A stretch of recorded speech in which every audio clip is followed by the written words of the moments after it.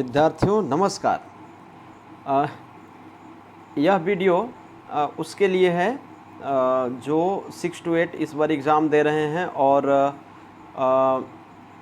CTET जिनका social science background से है उनके लिए यह वीडियो है।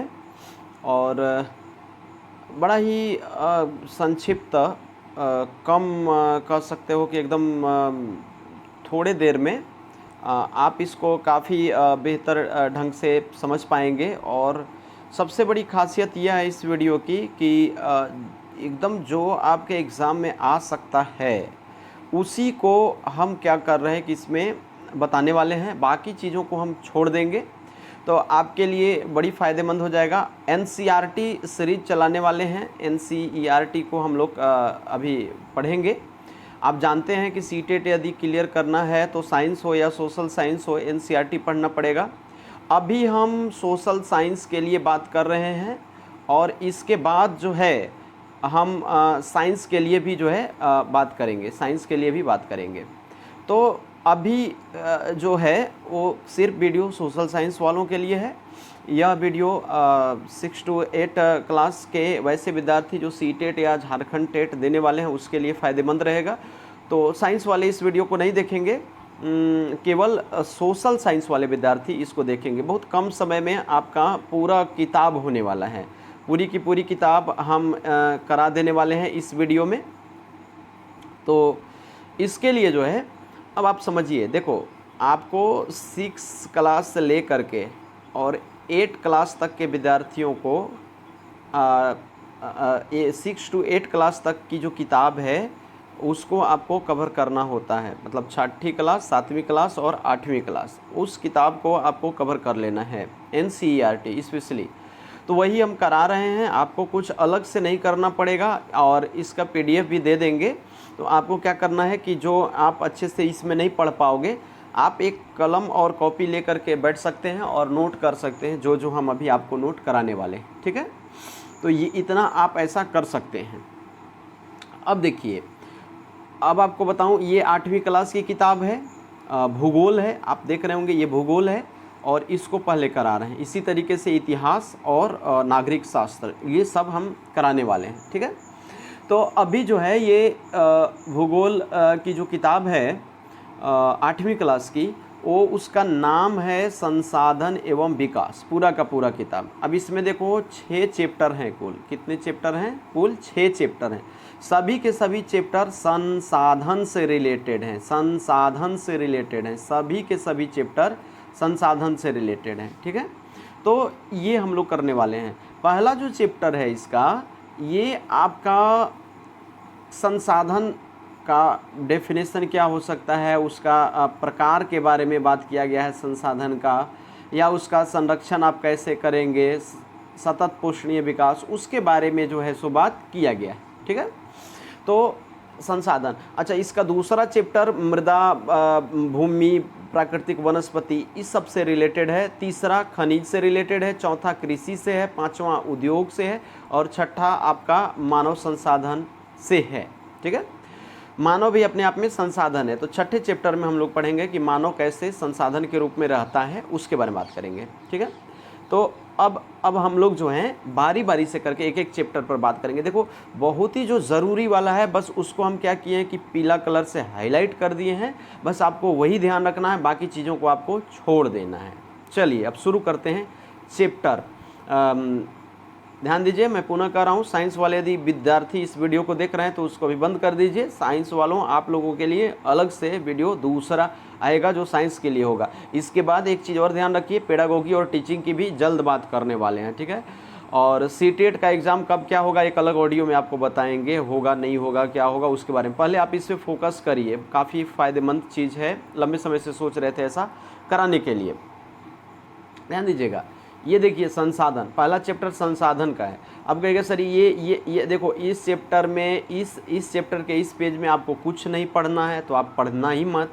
अब देखिए इस पेज में आपको हमने इसको ऐसे करके हाईलाइट किया। ये देखिए, ये एक शब्द है, आता है पेटेंट। पेटेंट पेटेंट आप कुछ लोग जानते होंगे और जो लोग नहीं जानते हैं वो ये जान लीजिए कि पेटेंट का मतलब ये होता है कि जैसे आप कुछ चीज़ बनाए या आपके दिमाग में कुछ ऐसा आया, कुछ एकदम क्रिएटिव चीज़, आप किसी चीज़ की रचना करते हैं या कोई आविष्कार कर लेते हो, तो आपका स्वयं का होना चाहिए, उसका उस पर आपका अधिकार होना चाहिए।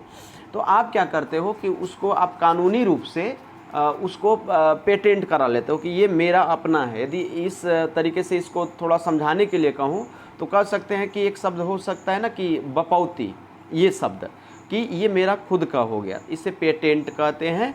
आपकी अनुमति के बिना इसे ना कोई बेच सकता है, ना इस नॉलेज का कोई फ़ायदा उठा करके कोई दूसरा कुछ कर सकता है। तो ये आपके लिए आप कर सकते हैं। तो जो ऐसा करता है वो पेटेंट शब्द है। तो संसाधन में कोई भी ऐसा चीज़ जो आप खुद आप अपने दिमाग से बनाते हो, कुछ ऐसा करके, इसी प्रकृति में जो चीज़ें हैं उसी को जो उपलब्ध है उसी से कुछ आप ऐसा बना लेते हो, तो आप उस पर पेटेंट करा सकते हो। चलो, ये पेटेंट बस आपको इस चैप्टर में, इस पेज में यहाँ ध्यान रखना था। और इस चैप्टर में अब अगले पेज में बढ़ते हैं हम लोग। ध्यान दीजिए, हम लोग संसाधन चैप्टर पढ़ रहे हैं और संसाधन में संसाधन का प्रकार जानना ज़रूरी है। अब संसाधन का जो प्रकार है उसमें आप देखिएगा कि हम क्या आपको बताने वाले हैं। ये देखिए, पीला से हाईलाइट किया हुआ हूँ। एक संसाधन का प्रकार होता है वास्तविक संसाधन, और एक और होता है दूसरा प्रकार संभाव्य संसाधन। ठीक है, तो जो वास्तविक संसाधन क्या है और संभाव्य, ये दोनों में अंतर क्या है। तो पहले ये जानो कि वास्तविक का मतलब ये हो गया कि जो आप यूज़ कर रहे हैं वास्तविकता में आपके पास वो चीज़ उपलब्ध है, तो वो वास्तविक संसाधन हो गया। अब संभाव्य क्या है? संभाव्य क्या है कि जिसकी संभावना व्यक्त की जा रही हो, जो आपके सामने नहीं है लेकिन अनुमान लगाया जा रहा है कि उसका आगे आने वाले समय में हम लोग यूज़ कर सकते हैं। क्योंकि सर जैसे में कुछ एग्जांपल दिया जाए, अभी देखो सोनभद्र में एक आया था पहाड़ में, वो सोनभद्र गढ़वा से सटा हुआ ये उत्तर प्रदेश का डिस्ट्रिक्ट है, आप लोग जानते हैं। सोनभद्र में सोना काफ़ी पहाड़ के नीचे दबा मिला था। अभी यूज़ तो नहीं हो पा रहा है उसका ना, लेकिन बड़ी आया था कि उसका हम लोग क्या कर सकते हैं कि बहुत सोना है, ये है वो है, इतने अरब का खरब का। तो वो संभावित संसाधन है। हमें लगता है वास्तविक संसाधन क्या है? कोयला, लोहा, तांबा, जो हमारे पास अवेलेबल है, जिसका यूज़ कर रहे हैं, हमारी सरकारें कर रही हैं, वास्तविक संसाधन है। तो वास्तविक और संभावित संसाधन हमको लगता है कि आप समझ गए होंगे। और जो पीला किया हूँ ना, अभी PDF दे दूंगा, तो यही सब को आपको पढ़ना है, बाकी को छोड़ देना है। ठीक है, ये देखो, यदि पूरी किताब पढ़ोगे तो फिर हमारी इस वीडियो का, इस मेहनत का क्या फ़ायदा? कोई फ़ायदा नहीं। हाँ, लेकिन समय है तो बिल्कुल पढ़िए पूरी किताब। एक अच्छा अंडरस्टैंडिंग डेवलप करने के लिए आप पढ़ते रहिए, पूरी किताब पढ़ लीजिए। लेकिन एग्ज़ाम यदि जल्द में होने वाला है तो, और आपको नहीं समझ में आ रहा है कि क्या पढ़ें क्या छोड़ें, NCERT तो लोग कहते हैं कि पढ़ना चाहिए, लेकिन सबका सब कैसे पढ़ें, एक एक लाइन पता नहीं कौन लाइन से आ जाएगा क्वेश्चन, तो ये मैं बता रहा हूँ। और ये आप यकीन करिए कि जो मैं कह रहा हूँ वहीं से क्वेश्चन आएगा। ये आपके लिए बहुत लाजवाब होने वाला है। अब देखिएगा, आगे की बात है, संसाधन का प्रकार पढ़ रहे हैं, ध्यान रखिएगा। हम लोग नेक्स्ट बात करेंगे संसाधन का एक और प्रकार होता है जिसका नाम है नवीकरणीय संसाधन। और एक और संसाधन का प्रकार है अनवीकरणीय संसाधन। जानते होंगे आप लोग। अब नवीकरणीय क्या है? नवीकरणीय क्या है? जिसको आप बार बार नया कर सकते हैं, वो नवीकरणीय है। और जिसको आप बार बार नया नहीं कर सकते, अनवीकरणीय है। अब नवीकरणीय बार बार नया करने का मतलब ये है ना कि उसका रिसाइकिल कर सकते हैं, या फिर रिसाइकिल करने की ज़रूरत भी नहीं है, जैसे हवा हो गया या फिर पानी हो गया, तो वो चीज़ है ना कि वो आपको ख़त्म होने वाला नहीं है, कभी भी ख़त्म नहीं होगा। तो ये आपका नवीकरणीय संसाधन है, ठीक है। लेकिन अनवीकरणीय संसाधन, अनवीकरणीय जैसे कोयला हो गया, तो आप उसको निकालोगे तो उसका भंडार क्या होता है? सीमित होता है। अनवीकरणीय का मतलब लिमिटेड मात्रा में है, उसका नयापन नहीं हो सकता है। हमें लगता है ये छोटी सी बात आप लोग जानते होंगे पहले से, नहीं जानते होंगे तो बात सुन लीजिए, समझ लीजिए। एक बात इसमें और हाईलाइट देखो किया हुआ है कि मानव संसाधन, ऐसे इसको हम लोग छठे चैप्टर में पढ़ने वाले हैं कि मानव संसाधन क्या है डिटेल में। लेकिन क्या है कि मानव संसाधन से तात्पर्य क्या है? तो मानव संसाधन से तात्पर्य है कि जब मानव का, उसका शारीरिक और मानसिक क्षमता का हम लोग उपयोग करते हैं तो मानव संसाधन है। कोई डॉक्टर, इंजीनियर अपने आप में बड़ा मानव संसाधन के रूप में होता है। अब एक कोई ऐसे ही सड़क पे चलने वाला व्यक्ति जो लवारिस की तरह बस उसका घूमना काम है, खाना पीना और बस घूमना टहलना काम है, तो वो संसाधन के रूप में नहीं है, वो आपका जो है वो बोझ है, धरती का बोझ। समझ रहे होंगे क्या कर रहे हैं। तो नेक्स्ट जो है, अब आपका ये सब हो गया। देखो हमने ये नवीकरणीय बता दिया, अनवीकरणीय बता दिया। इसके बाद जो है इस पेज में आपको इस पर फोकस करना है। इसके बाद ये सब कुछ नहीं, ये सब कुछ नहीं, ये सब फालतू है। आपको जो पढ़ना है यहाँ पढ़ना है। ये देखिए, अब ये क्या है, ये क्या है, ये क्या है, ये क्या है, ये क्या है, ये क्या, ये सतत पोषणीय विकास है। सतत पोषणीय विकास का मायने क्या होता है? तो इसको अंग्रेजी में सस्टेनेबल डेवलपमेंट कहते हैं, आप लोग जानते होंगे। देखो सतत पोषणीय विकास का मतलब ये है कि ऐसा आप संसाधन का उपयोग करिए कि मतलब मिसयूज ना होने पाए, जो आगे आने वाली पीढ़ी के लिए भी फ़ायदेमंद हो और बचा रहे, आगे आने वाली पीढ़ी को के लिए भी बचा रहे। अति दोहन से बचना है, संसाधन की बर्बादी नहीं करना है कि भाई हमारा क्या जा रहा है। हम जैसे पानी, क्या है, पानी भी संसाधन है, जल संसाधन है। क्या है कि फ्री में बिजली लोग कराते हैं, और मैं कई दफ़े बताया भी हूँ, और चूँकि मैं देखता हूँ आसपास में तो इसलिए उस चीज़ को बताता हूँ। क्या करते हैं, पानी जो है बिजली का कनेक्शन लेते नहीं है, और पहले तो चूँकि पंप डीजल पंप से होता था तो उसमें डीजल पेट्रोल लगता था, तो पानी अपने हिसाब से यूज़ करते थे। अब तो चूँकि बिजली कनेक्शन कराया नहीं है, चोरी से चला रहा है मोटर। और उसके बाद क्या करा है कि सिंचाई करने के लिए वो किसान को क्या आइडिया है कि हम पानी जो निकाल रहे हैं वो क्या अपना खेत, क्या दूसरे का भी खेत पटा देता है। ठीक है, तो ये एक नुकसानदायक चीज़ है, और सब पानी को बर्बाद कर दे। आप देखेंगे 5-10 साल में जहाँ ज़्यादा पंप वगैरह जिस गांव में या जिस इलाके में रहता है, जो सिंचाई वगैरह के लिए यूज़ करते हैं लोग, वहाँ जो भौम जल स्तर है वो धीरे धीरे नीचे गिरता चला जाता है। वो खुद ही अपने ही पानी को जो उसके ज़मीन के नीचे था वो बर्बाद कर लिया। क्या, उसको लगा कि जल हमारा थोड़ी है और ये तो फ्री वाला है, तो वो बर्बाद कर लिया। तो अब उसकी आने वाली जो पीढ़ियां हैं वो भुगतेंगी। वो जो है नल और कल पर जो है लाइन लगाएंगी पानी पीने के लिए। वो सिंचाई तो छोड़ दो, पीने के लिए और खाने के लिए, नहाने के लिए उनको पानी के लिए इतना किल्लत हो जाएगा। तो देखो सतत पोषणीय विकास का मतलब ये समझाया हुआ है, या इसका मतलब यह होता है कि अपनी भावी पीढ़ी को ध्यान में रखते हुए हमको क्या करना है कि चीज़ों को यूज़ करना है। हमको लगता है ये आप जानते ही होंगे, और ये छोटी छोटी बात है इसलिए मैं बार बार रिपीट कर रहा हूँ कि आप लोग जानते होंगे। कुछ ऐसी चीज़ें हैं जो आपको टेक्निकल। अब देखो ये ना पहला चैप्टर आपका जो है क्या हो गया ख़त्म। पहला चैप्टर जो है आपका ये ख़त्म हो गया, कुछ नहीं था इसमें, आपको सब कुछ नहीं पढ़ना था। ये 5-6 पेज का था ना, जो मैं पीला से हाईलाइट किया हूँ, बस आपको वही पढ़ना है। और आपको जो है अब मैं आपको ले चलता हूँ दूसरे चैप्टर में। अब आपको मैं ले चलता हूँ दूसरे चैप्टर में, और जल्दी जल्दी से करने वाले हैं दूसरा चैप्टर। देखिएगा दूसरा चैप्टर, देखिएगा दूसरा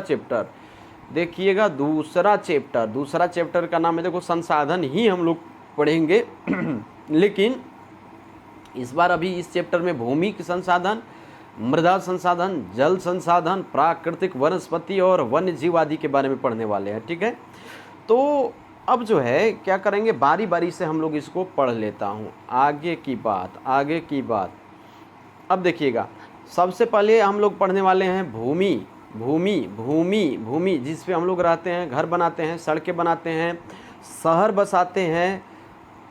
हाँ, ये सब क्या है, भूमि है। एक बात ध्यान रखिएगा, भूमि और मृदा में आसमान ज़मीन से भी ज़्यादा का अंतर होता है। तो भूमि मृदा नहीं है या मृदा भूमि नहीं है। ठीक है, सब अलग अलग चीज़ें हैं। मृदा का संबंध केवल और केवल कृषि से है, खेती से है। जिस पे हम लोग खेती करते हैं वो क्या है, मृदा है। ठीक है, क्वेश्चन यहाँ से अब इधर से डायरेक्ट पूछा जाता है, तो मैं आपको बारी बारी से बताते चल रहा हूँ। इसमें ये सब फालतू का डिस्कशन है, नहीं पढ़ना है आपको। यहाँ पर एक बात इम्पोर्टेंट लिखा हुआ है जो आपको पढ़ना है। इसमें लिखा हुआ है कि विश्व में जो 90% लोग हैं, 90% जो जनसंख्या है, ठीक है, वो क्या है कि 90% जो जनसंख्या है वो 30% जो है वो ज़मीन पर ही रहती है। ये आपका इम्पोर्टेंट बात है। मतलब जो है वो ये जैसे इतना ज़मीन है तो मात्र इतने ज़मीन पर है जो है वो विश्व के 90% लोग इसी में जो है सो एकदम भरे हुए हैं, बाकी इधर कम कम लोग हैं। तो ये थोड़ा सा आप आंकड़ा याद रखिएगा, पूछ सकता है। ऐसे आप बाद में छठे चैप्टर में पढ़िएगा कि विश्व के 10 देशों में विश्व की 90% जनसंख्या रहती है। 10 बड़े बड़े देश हैं, जैसे चीन हो गया, भारत हो गया, 10 बड़े बड़े देश, अमेरिका हो गया, पाकिस्तान, इंडोनेशिया, ये सब जो देश हैं विश्व के 10 बड़े बड़े देश, उसमें विश्व की 90% जनसंख्या निवास करती है। इस छठे चैप्टर में मानव संसाधन वाले में हम लोग पढ़ने वाले हैं। बहरहाल आप इसको केवल ध्यान रखिएगा, आप पीडीएफ में भी इसको पढ़ लीजिएगा, लिख लीजिएगा। किताब को कॉपी कॉलम लेकर के बैठे होंगे तो इसको आप लिख लीजिए, ठीक है। अब देखिएगा, ओहो, अब देखिएगा भूमि का संरक्षण, बस ये आपको ध्यान रखना है। भूमि का संरक्षण कैसे हो सकता है या भूमि का संरक्षण करने की क्या ज़रूरत है। ध्यान दो, भूमि चूँकि मृदा से अलग है इसलिए भूमि का संरक्षण भी अलग है। मृदा संरक्षण या मृदा अपरदन अलग बात है, और भूमि का जो कह सकते हैं कि खराब होना, ये अलग बात है। भूमि अपरदन से हमको नहीं मतलब है, चूँकि हम लोग भूमि पे खेती नहीं करते हैं, कृषि पर खेती करते हैं। तो भूमि अपरदन नहीं आ सकता है एग्ज़ाम में, जब आएगा तो मृदा अपरदन आएगा। तो भूमि का क्या होता है दिक्कत, तब भूमि का जो है वो आपका स्खलन हो सकता है, भूस्खलन जिसको बोलेंगे, मतलब कि लैंडस्लाइड जिसको बोलते हैं। पूरा का पूरा जो पहाड़ है, पहाड़ का कुछ जैसे लगातार पानी बरस रहा है, अभी तो आजकल पानी का मौसम है, बरसात का ना, तो ज़्यादा बारिश के कारण, ओहो हो मेरा चेहरा कहाँ गया, हाँ अब देखिए।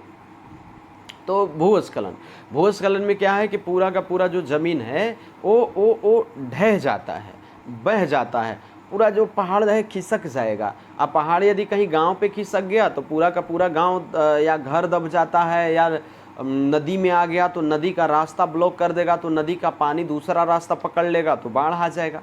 और या फिर ऐसा हो सकता है कि सड़क पे यदि आ गया तो पूरा का पूरा सड़क जाम या पूरा सड़क बर्बाद कर देगा। तो भूस्खलन इंसान के लिए खतरनाक है, कभी भी बड़ा जानलेवा हो जाता है और बड़ा धन का भी बर्बादी करता है। अब ये भूस्खलन का मतलब कि ज़मीन का जो ऊंचाई पे जो ज़मीन है पूरा का पूरा खिसक जाना, ये क्या है आपका भूस्खलन है। इसको कब कब ये भूस्खलन हो सकता है, पूछ सकता है आपको एग्जाम में कि भूस्खलन का होने का कारण या कब भूस्खलन होता है। तो जब भूकंप आएगा, तब भूकंप आएगा तो ऐसे ऐसे करके गिरा देगा ना, ज्वालामुखी होगा तब भी लैंडस्लाइड हो सकता है, या फिर लंबे समय तक बारिश हो, वर्षा हो, तब भी जो है भूस्खलन हो सकता है। भूस्खलन को रोकने के उपाय क्या हो सकते हैं, इसको एनसीईआरटी न्यूनीकरण लिखता है। अब देखो, ये न्यून का मतलब होता है कम करना, उसको मिनिमाइज करना। तो भूस्खलन को आप कम कैसे कर सकते हो, यहाँ पर ये आपको बताया गया है। भूस्खलन को कम कैसे करोगे, तो भैया भूस्खलन को कम करने के लिए जो हाईलाइट किया हूँ उस पर देखिएगा। भूमि को खिसकने से बचाने के लिए आपको प्रतिधारी दीवार बना देना है। दीवार बना दीजिए ना, जहाँ से लग रहा है कि खिसक सकता है, सड़क वगैरह पे। आप कभी कभी कुछ घाटी वाले जगह पे जाते होंगे, पहाड़ी इलाके से गुजरते हुए सड़क के रास्ते से या ट्रेन से भी, तो आप देखे होंगे ना कि उस पहाड़ में क्या करता है कि ऐसे करके दीवार जो है बना देते हैं। वो इसलिए कि वो खिसकने ना पाए। बरसात वगैरह में ज़्यादा पानी खिसक जाएगा तो पूरा सड़क खराब हो जाएगा, फिर आपको बड़ा दिक्कत आ जाएगी जो है। तो इस वजह से दीवार आप बना सकते हैं। इसके बाद सबसे जो बेहतरीन तरीका एनसीईआरटी लिख भी रहा है, देखो यहाँ, सबसे प्रभावी तरीका काहे का, भूस्खलन को न्यूनीकृत करने का या रोकने का, क्या सबसे प्रभावी तरीका क्या हो सकता है, वनस्पति का आवरण। अभी पूछ भी सकता है कि भूस्खलन को न्यूनीकृत करने का सबसे प्रभावी तरीका क्या हो सकता है। पहला ऑप्शन दीवार बनाना, दूसरा ऑप्शन फलना ढेकना, कुछ प्रकार का। एक ऑप्शन आएगा वनस्पति आवरण। तो वनस्पति का आवरण सबसे इफेक्टिव काम हो सकता है, क्योंकि वनस्पति क्या होता है कि जब आप पेड़ लगाते हो तो ये पेड़ की जो जड़ें होती हैं ये जो जड़ें होती हैं वो ज़मीन को या भूमि को जकड़ करके रखती हैं। उससे क्या होता है कि कोई एक तो पेड़ अपने आप में संसाधन है, वनस्पति संसाधन, और दूसरा कि ये जकड़ने का भी काम करेगा, तो पानी से ये मिट्टी को बहने नहीं देगा, तो बड़ा अच्छा हो जाएगा। तो वनस्पति लगाना भी जो है लैंडस्लाइड को, भूस्खलन को रोक सकता है। तो ये सब कुछ कारण, ये सब कुछ उपाय हो सकते हैं। क्या काहे का उपाय? तो हम लोग पढ़ रहे थे भूस्खलन, और भूस्खलन को न्यूनीकृत करने का हम लोग उपाय पढ़ रहे थे। उपाय में जो हाईलाइट किया हूँ वो ज़रूर ध्यान रखना, बाकी आप पीडीएफ में पढ़ सकते हैं डिटेल में। अब सबसे इम्पोर्टेंट बात जो इस चैप्टर का मैं पढ़ाने वाला हूँ, जहाँ से क्वेश्चन आया भी है और कभी भी आ सकता है, वह मृदा। मैं बता चुका हूँ भूमि से हट के होता है मृदा। मृदा का मतलब है कि वो जो जिस पे हम लोग उत्पादन फसलों का कर पाते हैं, नहीं तो जो उपजाऊ नहीं है, जो जिससे कुछ प्रोडक्शन नहीं हो पाएगा, उत्पादन नहीं हो पाएगा, वो काहे का मृदा, फिर तो मृदा नहीं हुआ वो। ठीक है, तो ये मृदा। अब मृदा का यहाँ जो है ये सवाल पूछता है, ये वाला, ये वाला, ये आप दिमाग में फीटे करके रखना। देखो जहाँ जहाँ पीला किया हूँ ना, उसको आप ज़रूर ध्यान में रखिएगा। अब आपको समझना है कि ये क्या है, यहाँ से कैसे सवाल पूछेगा। तो ये आपको यहाँ देखिएगा ये क्या लिखा हुआ है, इस शब्द पे गौर करिएगा, मृदा परिच्छेदिका। मृदा परिच्छेदिका का मतलब है कि एक ऐसे फिर इसके ऊपर, फिर इसके ऊपर, फिर इसके ऊपर। तो ये समानांतर जो एक देख रहे हैं पट्टी, ये मृदा है। मृदा ऐसा नहीं कि ऊपर से लेकर के नीचे तक मान लो कि 10 फीट 20 फीट खनोगे तो वो मृदा एक जैसी मिलेगी, सो बात नहीं है। ऊपर की मृदा कुछ दूसरी होती है, उसके नीचे की मृदा कुछ दूसरी होती है, उसके और नीचे की मृदा कुछ अलग प्रकार की होती है। सबसे ऊपर वाली मृदा उपजाऊ होती है, क्योंकि सबसे ऊपर में जो है, सबसे ऊपर में जो है ह्यूमस होता है, सबसे ऊपर में वनस्पति होते हैं, और ये सड़ गल करके जो है खाद का काम करते हैं, और इस पर जो है सो पेड़ पौधे जो है सो उगाते हैं। तो कहने का तात्पर्य ये हुआ कि मृदा की जो पट्टी होती है, एक पट्टी केवल नहीं होती है, कई पट्टियाँ। आपको यहाँ कितनी पट्टियाँ दिख रही हैं? यहाँ पर एक पट्टी, ये दूसरा, ये तीसरा, और ये चौथा, 4 पट्टी। सबसे नीचे क्या है? तो सबसे नीचे जनक चट्टानें होती हैं। जनक चट्टानें मतलब जिससे मृदा का निर्माण हुआ है, वो चट्टान रहेगा। कहाँ है इस फोटो में? ये देखो, ये चट्टान के जैसा दिख रहा है ना, ये हो गया। और दूसरा, हाँ, दूसरा जो है, ये जनक चट्टानें क्या हो जाती हैं, कुछ समय बाद अपक्षयित हो जाती हैं। अपक्षय का मतलब कि गर्मी पड़ा उस चट्टान पे और फिर पानी बरसा तो वो ढीला पड़ गया। ये ढीला पड़ने को ही अपक्षय कहते हैं। टूट फूट जाना उस चट्टान का, जो कठोर था ना, वो ढीला हो गया। अब क्या होने वाला है कि वो बह करके बालू के रूप में उधर जाएगा और वो मिट्टी का रूप धारण करने वाला है। तो पहला जनक चट्टान, सबसे पहला स्टेप। दूसरा अपक्षयी चट्टान। तीसरा वो बालू के रूप में बन जाएगा, गाद के रूप में हो जाएगा, और पतला हो जाएगा तो क्ले उसको बोलेंगे। और पता नहीं क्या आ जाता है। और इसके बाद जो है, इसके बाद सबसे ऊपर में आपका जो है ह्यूमस, सबसे ऊपर में आपका जो है ह्यूमस।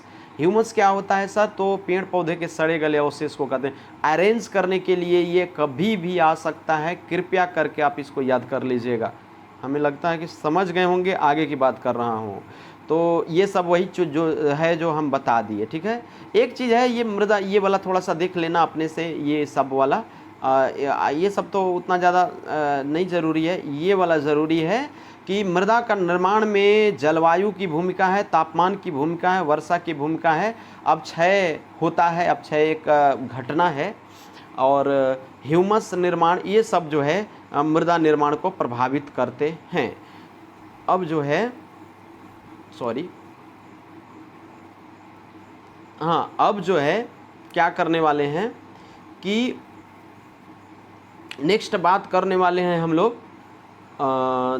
मृदा का निर्माण कैसे होने वाला है, मृदा का निर्माण कैसे होगा।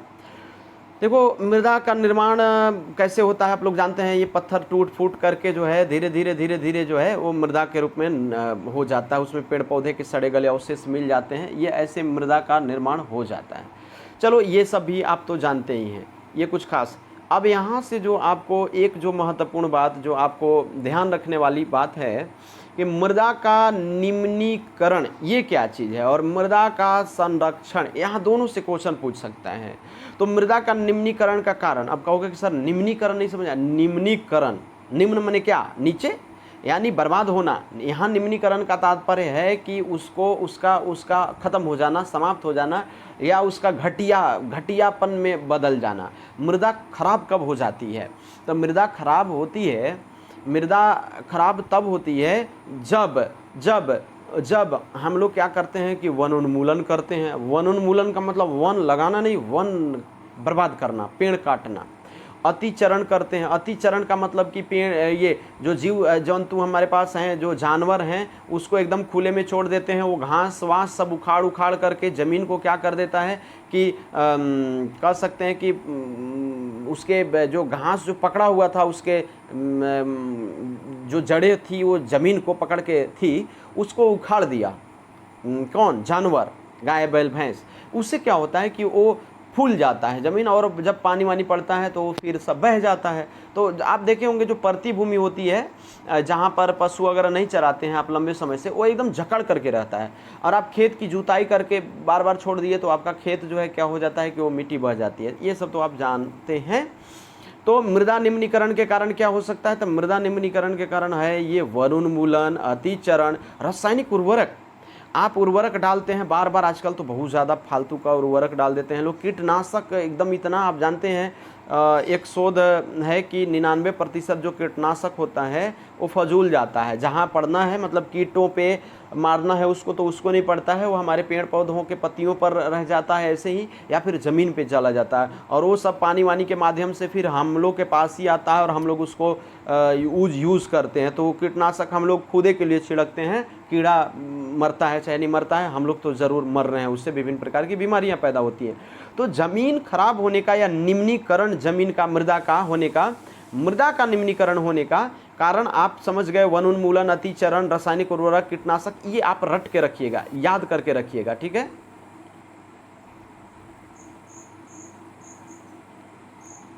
अब देखिएगा, अब देखिएगा, अब देखिएगा, अब देखिएगा, अब जो है आपका होने वाला है आगे। अब मृदा का संरक्षण कैसे करोगे भैया, उपाय क्या क्या है? तो मृदा का संरक्षण करने के लिए ये देखिए, वेदिका फॉर्म लगा सकते हो, समोच्च रेखीय जुताई कर सकते हो, रक्षक मेखला बना सकते हो, या जो है समोच्च रेखीय रोधिकाएँ बना सकते हो। ये 3-4 इसको याद रखना, ये कभी भी ऑप्शन में डायरेक्ट पूछा जा सकता है, ठीक है।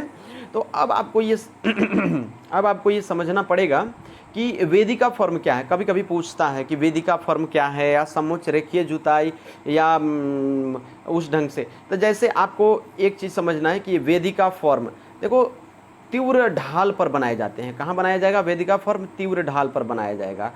इससे क्या होता है कि ऐसे करके, ऐसे ऐसे सीढ़ी वाइज इस तरीके का बना देते हैं। उससे क्या होता है कि पानी जो है ऐसे ऐसे करके उसको बहने में टाइम लगता है और बहुत ही गति से नहीं बह पाता है पानी। उससे क्या हो जाता है कि इससे पानी का जो बहाव है वो कम हो जाता है और मृदा का अपरदन जो है कम हो जाता है। एक चीज़ और आपको बताना चाहूँगा, ये समोच्च रेखीय जुताई, ये समोच्च रेखीय जुताई, जैसे मान लो कि पहाड़ है, ऐसे ऐसे ऐसे ऐसे ऐसे करके पहाड़ है, ये ऐसे पहाड़ का ढलान है, तो हम लोग क्या कर देते हैं कि यदि इसी के समानांतर ऐसे जुताई कर दीजिएगा तो क्या हो जाएगा कि सब पानी ऐसे ऐसे बह जाएगा, नहीं समझ रहे हैं। लेकिन इसको क्या करना होता है, ऐसे करके यदि आप खेत को जोतेंगे तो पानी इधर से ऊपर से आया, एक बार यहाँ रुका, फिर इस मेड़ में रुका, फिर इस मेड़ में रुका, इससे फ़ायदा हो जाता है। तो समोच्च रेखीय जुताई कर सकते हैं। या जो शुष्क क्षेत्र होते हैं जहाँ से सब मिट्टी वगैरह उड़ उड़ के चला जाता है, वहाँ आप कुछ दीवार वगैरह लगा सकते हैं। इसी को रक्षक मेखला, रक्षक माने रक्षा करने वाला, अब मेखला का मतलब कि दीवार, ये सब बना करके मृदा को के अपरदन को रोक सकते हो। रट्टा मार लेना, उस सब का मीनिंग भी समझ लेना, ठीक है। आराम से इसको नोट कर लेना कहीं या पढ़ लेना। नेक्स्ट संसाधन जो हमारे पास है वो है भैया जल। जल के कारण पृथ्वी पर चूंकि जल केवल है, इसलिए इसको जल ग्रह कहते हैं, या पृथ्वी को नीला ग्रह भी कहते हैं। जल जानते हैं, जल के बिना कुछ हो नहीं पाएगा। तो पृथ्वी पर आप जानते हैं कि 3/4 जो है पृथ्वी पूरा ढकी है जल से ही, यानी कह सकते हैं कि 71% जो है धरती पर केवल क्या है, जल है। और उसमें 29% जो है वो ज़मीन है। पानी जो है वो बहुत ज़्यादा है, लेकिन ज़्यादातर पानी जो है वो क्या है, समुद्र में है। ज़्यादातर पानी क्या है, समुद्र में है। हमारे पास समुद्र में 97% जो पानी है, यानी दुनिया में 100 लीटर पानी है तो उसका 97 लीटर पानी जो है उस समुद्र में है, खारा पानी में। उसको पी नहीं सकते हो, तुरंत आंत गल जाएगा, ठीक है। पी नहीं सकता है कोई समुद्र का पानी। तो पीने वाला पानी क्या है, पीने वाला पानी जो हमारे यहाँ जो नदी में, कुआं में, जो झील, झरना, तालाब, पोखरा, उसका पानी आप पी सकते हो। उसका पानी कितना है धरती पर, तो वो सब पानी है 2.7%। कितना है, 2 मोटा मोटी 3% याद रख सकते हो। यानी मीठा पानी धरती पर कितना है, मीठा पानी धरती पर कितना है, ओ हो, मीठा पानी कितना है धरती पर, तो मीठा पानी है कितना, 3%, या एग्जैक्ट याद रखना है तो 2.7%।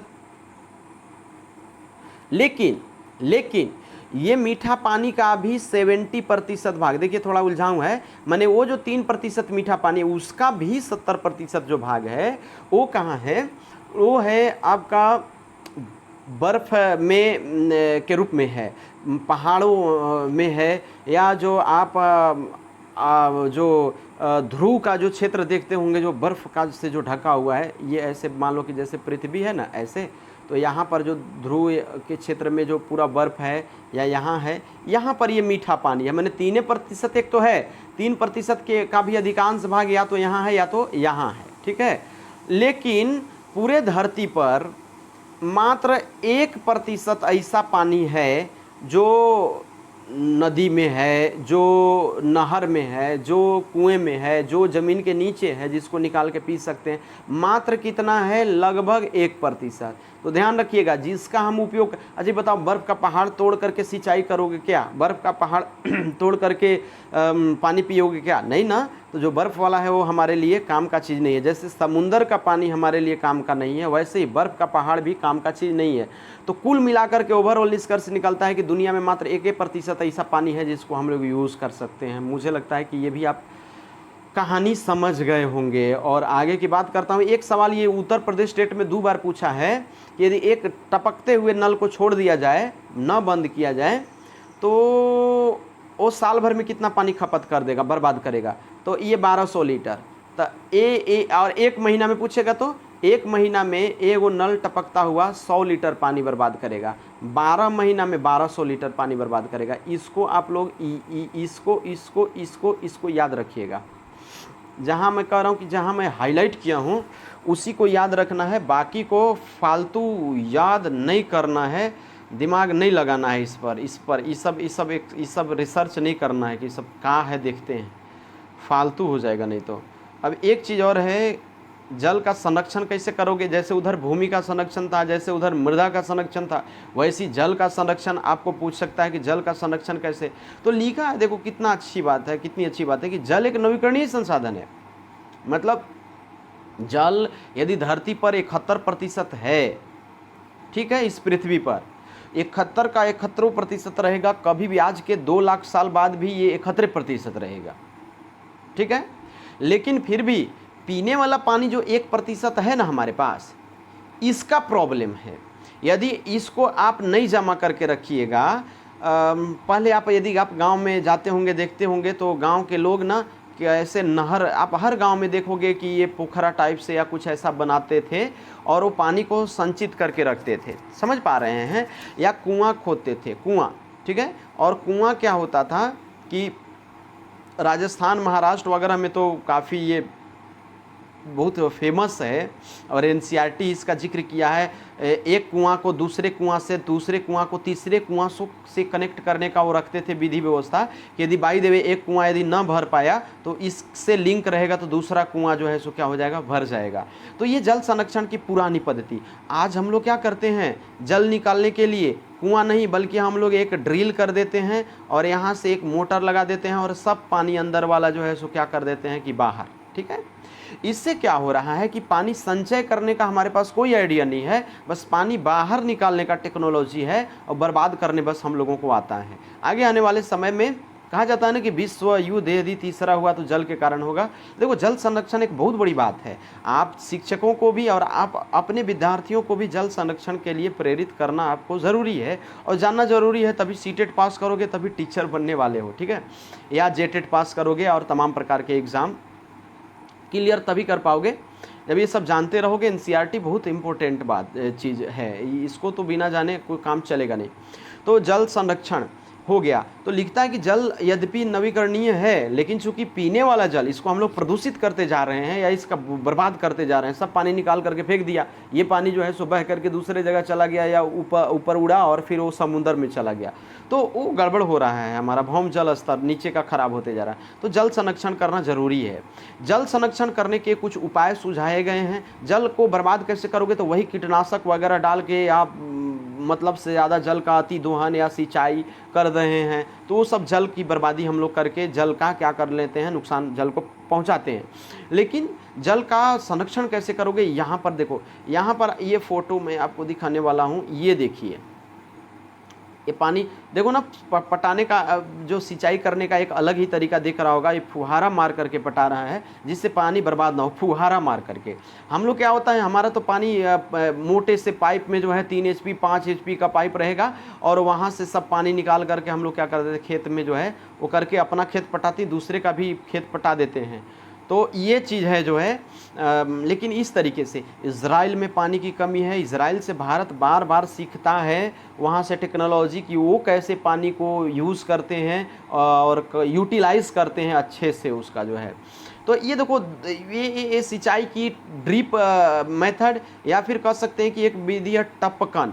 मतलब जैसे मान लो कि ये एक पौधा है, छोटा सा एक पौधा है, तो इस पर क्या करेंगे ना कि, और एक मान लो कि यहाँ एक छोटा सा पौधा है, क्या करेंगे कि यहाँ पानी टपकेगा, फिर यहाँ आपका पानी टपकेगा, तो जहाँ पौधा है वहीं पर उसी की जड़ पर या उसी के ऊपर थोड़ा थोड़ा टपकेगा।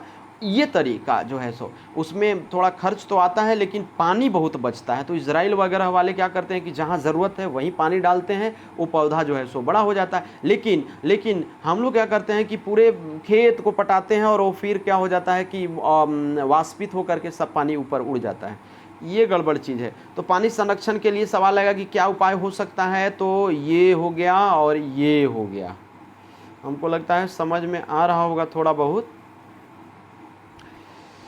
सामने विद्यार्थी रहते हैं तो पढ़ाना ज़्यादा अच्छा लगता है, और आप जानते हैं साइकोलॉजी तो विद्यार्थियों के अनुसार पढ़ाने वाली चीज़ है। ये इसमें साइकोलॉजी काफ़ी ज़रूरी होता है, चाइल्ड साइकोलॉजी। लेकिन अब यहाँ पर ऐसे ही बात करना है, पता नहीं कैसे लोग पढ़ाते हैं। तो एक और सवाल इस चैप्टर से आने वाला है,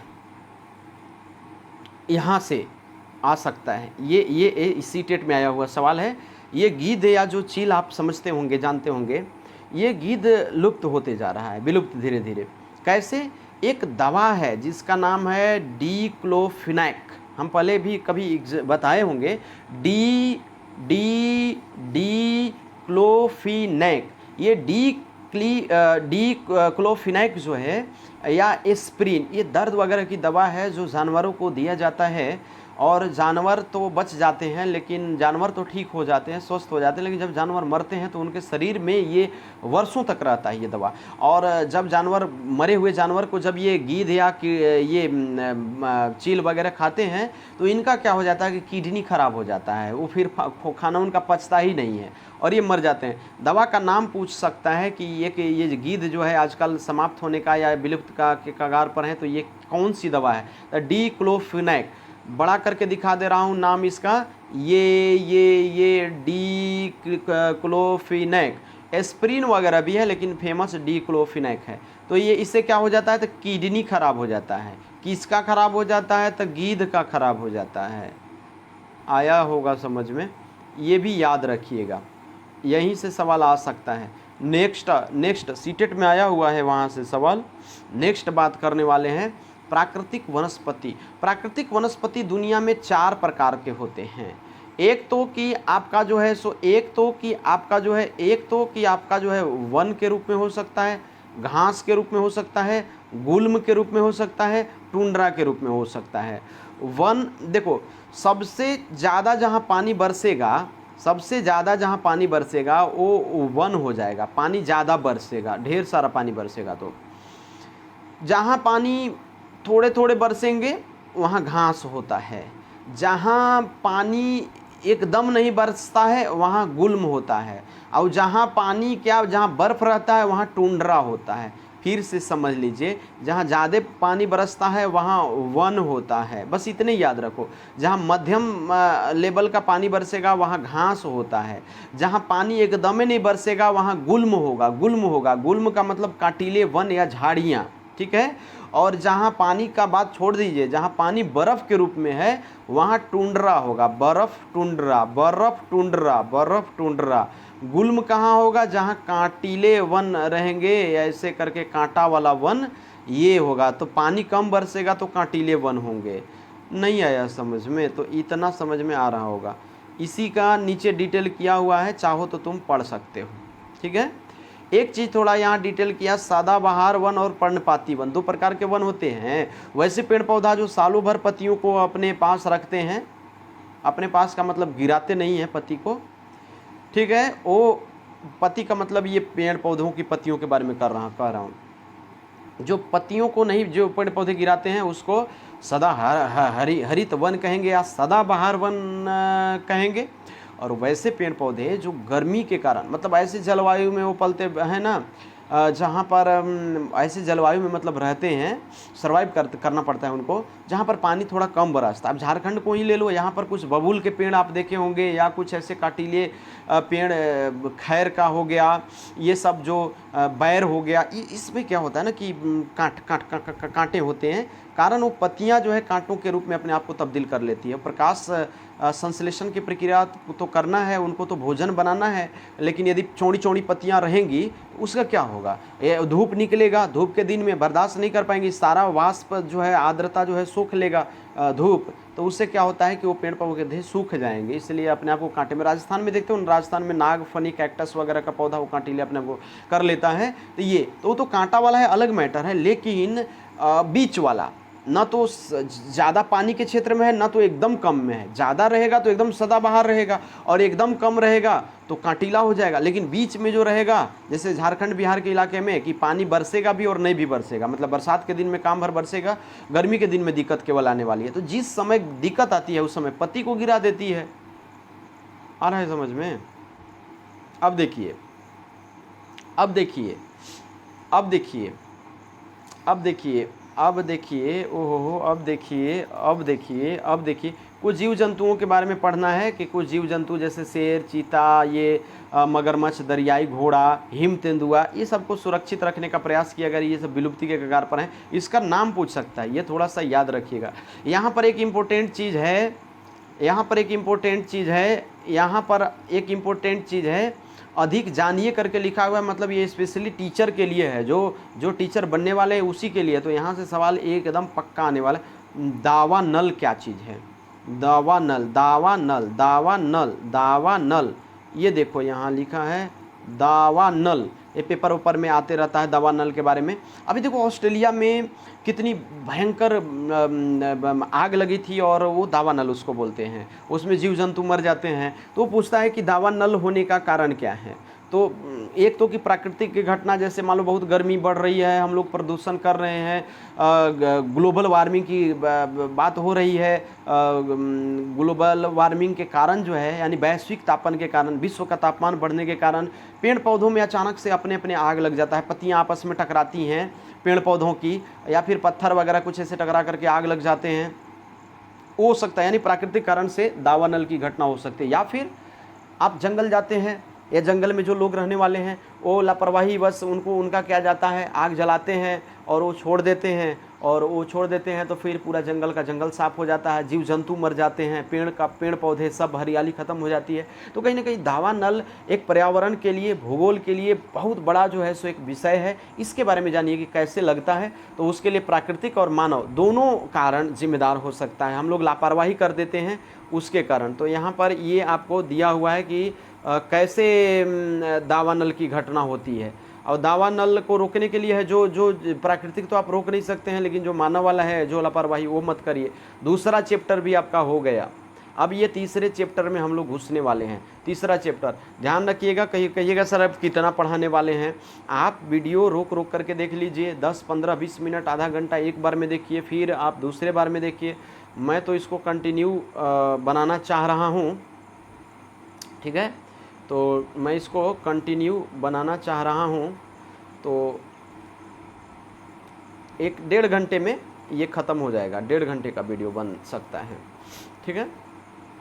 अब देखिएगा, ये तीसरा चैप्टर आपका खनिज और शक्ति संसाधन पढ़ेंगे, लेकिन खनिज और शक्ति के बारे में। ये चैप्टर पूरा जो है खनिज मतलब लोहा, सोना, चांदी, एल्युमिनियम, और शक्ति संसाधन के रूप में कोयला हो गया, या फिर पवन ऊर्जा हो गया, सौर ऊर्जा हो गया, जिसको ऊर्जा के गैर परंपरागत स्रोत कहते हैं। तो हम लोग इसमें ऊर्जा के 2 प्रकार के स्रोत पढ़ेंगे, एक परंपरागत और एक गैर परंपरागत।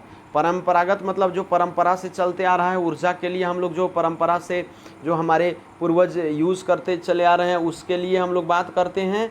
और गैर परंपरागत में जो परंपरा में नहीं था, जैसे सौर ऊर्जा परंपरा में था, ये तो आज की टेक्नोलॉजी है ना।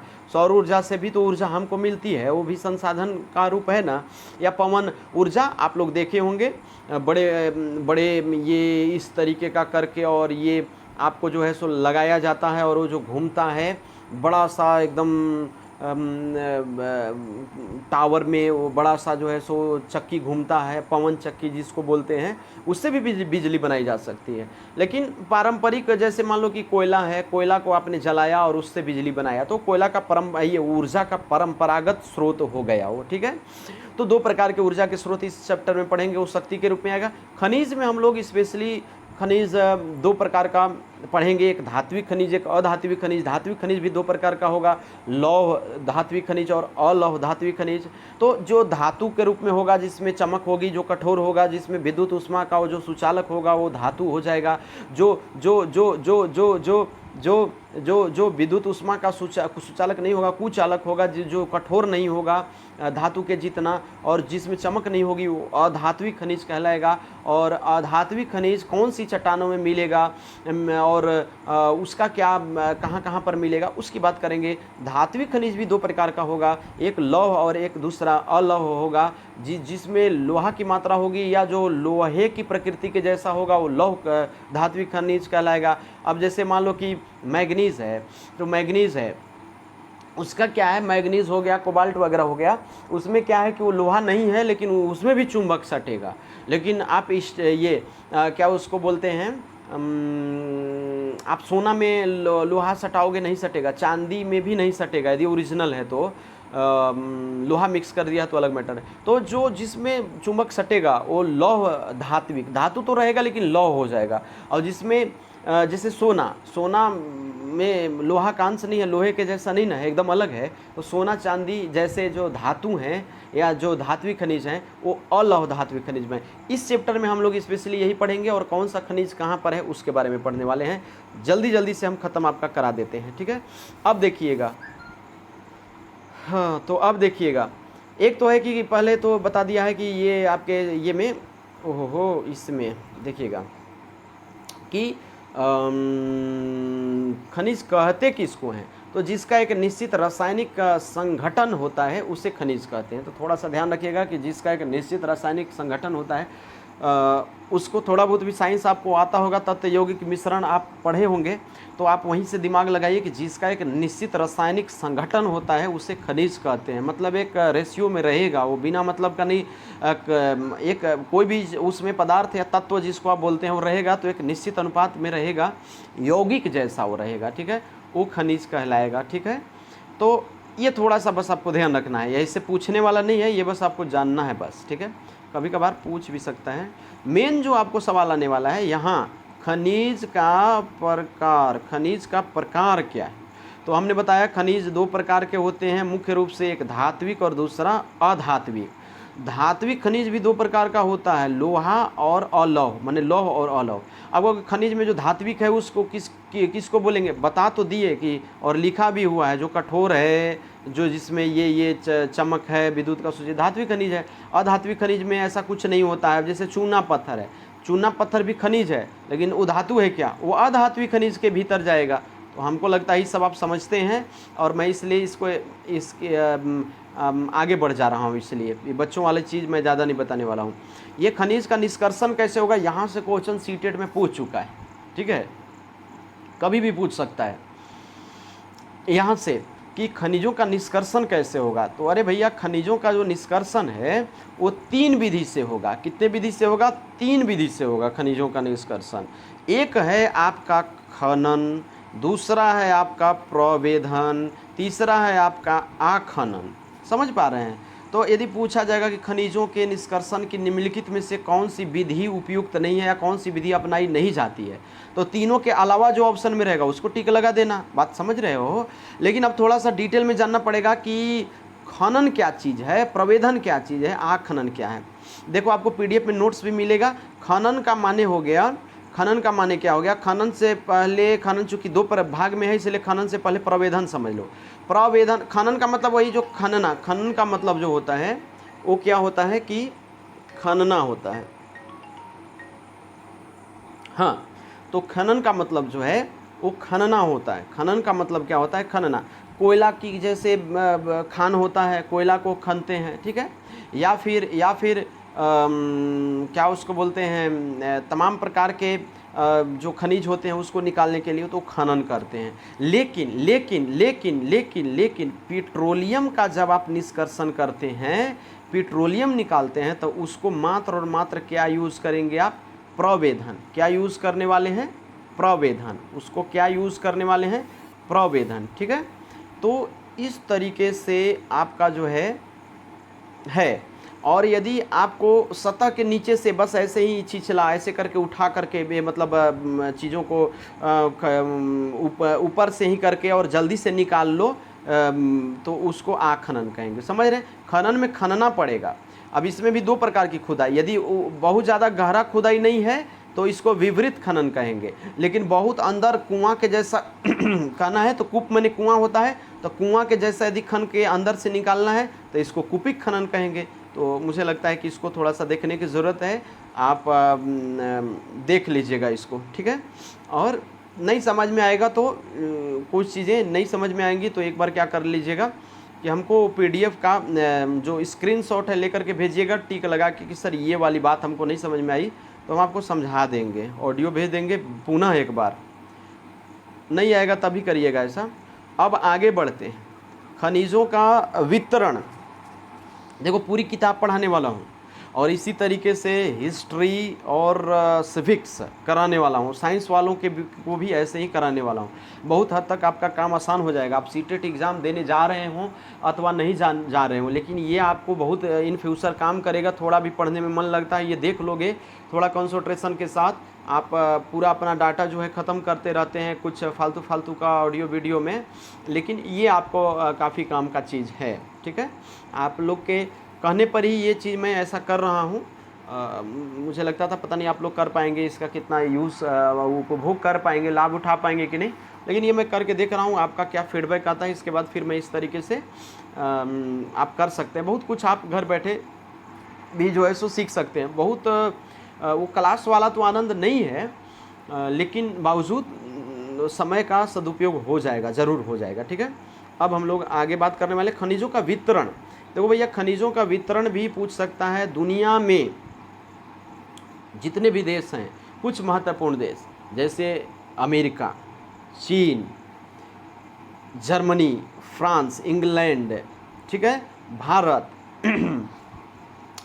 इस प्रकार के जापान, इस प्रकार के जो देश हैं, रसिया हो गया, चाइना हो गया, इस प्रकार के जो देश हैं, उसमें जो खनिज, कौन सा खनिज कहाँ मिलता है, जैसे लोहा है तो सबसे ज़्यादा कहाँ है, और कुछ महत्वपूर्ण खनिज, ऐसा नहीं कि एकदम सब खनिज, कुछ महत्वपूर्ण खनिज कहाँ है, ज़्यादा कहाँ है, और कौन सा खान है, समझ रहे हैं, तो वो आपको थोड़ा सा ध्यान रखना पड़ेगा। उसके अलावा भारत में स्पेशली कौन सा खनिज कहाँ पर है, ये सीटेट के लिए ध्यान रखना है। जब आप झारखंड टेट देने वाले रहेंगे तो झारखंड में कौन खनिज कहाँ पर है वो ज़्यादा डिटेल से जानकारी रखनी है। लेकिन अभी तो झारखंड का कोई मतलब है नहीं, क्योंकि अभी तो पूरे देश लेवल की बात होगी यदि आप सीटेट की बात कर रहे हो तो और देश के अलावा आपको अंतर्राष्ट्रीय स्तर पे जितनी भी विश्व में जो भी मतलब खनिज हैं उसके बारे में भी आपको पूछता है।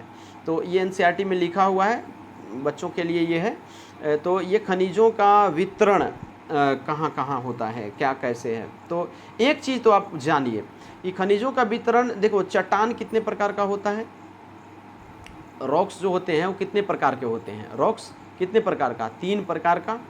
एक इग्नियस रॉक्स होता है, दूसरा आपको सेडिमेंट्री होता है, तीसरा मेटामॉर्फिक होता है। हिंदी में बता रहा हूँ कि चट्टान जो है, शैल जो हैं, शैल कितने प्रकार के होते हैं, 3 प्रकार के। एक प्राथमिक, द्वितीयक, तृतीयक। प्राथमिक को बोलते हैं आग्नेय चट्टान, बहुत लोग जानते भी होंगे। और दूसरा को बोलते हैं अवसादी, दूसरा को क्या बोलते हैं, अवसादी। और तीसरा को बोलते हैं कायांतरित बोलते हैं। अच्छे से लिखा नहीं रहा है लेकिन आप समझ लीजिए, पहले को आग्नेय, दूसरे को अवसादी। अवसादी को परतदार भी कहते हैं, अवसादी को परतदार भी कहते हैं, सेडिमेंट्री रॉक्स अंग्रेजी में। और तीसरा कायांतरित। ये तीनों में खनिज कैसे पाया जाएगा, ये ध्यान रखना। बस इतना ही याद रखना कि केवल पेट्रोलियम और कोयला जो है, नीचे यहाँ लिखा भी हुआ है, केवल पेट्रोलियम और कोयला जो है वो दूसरा अवसादी शैल में मिलता है। बाकी सब जो चीज़ है वो आपको अग्नेय और कायांतरित में मिलेगा। नई बात समझ में आई। केवल पेट्रोलियम और कोयला जो है वो अवसादी में मिलता है। किस में मिलता है, अवसादी में। इसी का दूसरा नाम क्या है, इसी का दूसरा नाम है परतदार चट्टान। इसी का दूसरा नाम क्या है, परतदार चट्टान। तो इस तरीके से जो है ये आपको याद रखना है। बस ये वाला लाइन ज़रूर याद रखिएगा। बाकी दुनिया का हर चीज़ सब चट्टान में मिलेगा। तो ये बस आपको इतना यहाँ से हो गया। आगे की बात करते हैं। अब डिस्ट्रीब्यूशन है कि कौन सा खनिज कहाँ पर पाया जाएगा, ठीक है। तो आपका जो एक खनिज है अफ्रीका वाला देख लीजिएगा। देखो, हीरा, सोना, प्लेटिनम, दुनिया की सबसे महंगी, जो कह सकते हैं कि महंगे खनिज जो हैं, वो आपको अफ्रीका में है। कहाँ है, अफ्रीका में। कहाँ है, अफ्रीका में। अफ्रीका एक कंटिनेंट या महाद्वीप है या महादेश है, और उसमें ढेर सारे देश हैं अफ्रीका में। तो उसमें जो है वो आपको ये तीनों महत्वपूर्ण खनिज पाए जाते हैं। ऑस्ट्रेलिया में बॉक्साइट मुख्य रूप से मिलेगा, और सोना के लिए काल गुरली और कुलगार्डी, ये 2 जगह हैं। इसको पीला नहीं कर पाया हूँ लेकिन इसको भी ध्यान रखिएगा। यदि आप कलम कॉपी लेके बैठे हैं तो इसको नोट कर लीजिए, बस इसी को, कि ऑस्ट्रेलिया का जो है वो काल गुरली और कुलगार्डी जो है वो सोना के लिए फेमस है, खान है, सोना का खान है। ऐसे सोना ज़्यादा दुनिया में यहाँ मिलेगा, सोना हीरा, ये कहाँ, अफ्रीका में। लेकिन ऑस्ट्रेलिया का जो काल गुरली और जो कुलगार्डी है वहाँ आपको सोना मिलता है, और लेकिन बॉक्साइट के लिए भी ऑस्ट्रेलिया फेमस है। तो ये याद रखिएगा। ये आपको नहीं पढ़ना है, ये आपको नहीं पढ़ना है का मतलब कि ज़्यादा इम्पोर्टेंट नहीं है। ये वाला आपको जो है सो ध्यान रखना है, क्योंकि भारत में कहाँ कहाँ कौन खनिज है। तो भारत में भैया लोहा तो सबसे इम्पोर्टेंट है ना। लोहा जो है सबसे इम्पोर्टेंट है। तो लोहा आपका जो है, लोहा जो है आपका कहाँ मिलेगा, झारखंड में, हमारे अपने स्टेट में, उड़ीसा और छत्तीसगढ़ में। बॉक्साइट भी सेम यही स्टेट में मिलेगा, तो थोड़ा सा ध्यान रखिएगा, ठीक है। लोहा और बॉक्साइट। अबरक जो है झारखंड में तो मिलता ही मिलता है, आप जानते हैं कोडरमा में कितना ज़्यादा अबरक है। इसके अलावा अबरक जो है सो आंध्र प्रदेश में और राजस्थान में, ये 2 जगह मिलता है। कहाँ, अबरक झारखंड के अलावा आंध्र प्रदेश में और राजस्थान में। हाईलाइट भी किया हुआ है, इसको याद कर लेना, ठीक है। तांबा राजस्थान में जो एक खेतड़ी जगह है, कौन जगह है, खेतड़ी, वो दुनिया का प्रसिद्ध तांबा उत्पादक जगह है, ठीक है। उसको भी थोड़ा ध्यान रखिएगा। और मैग्नीज, म से मैग्नीज, और म से महाराष्ट्र, और म से मध्य प्रदेश।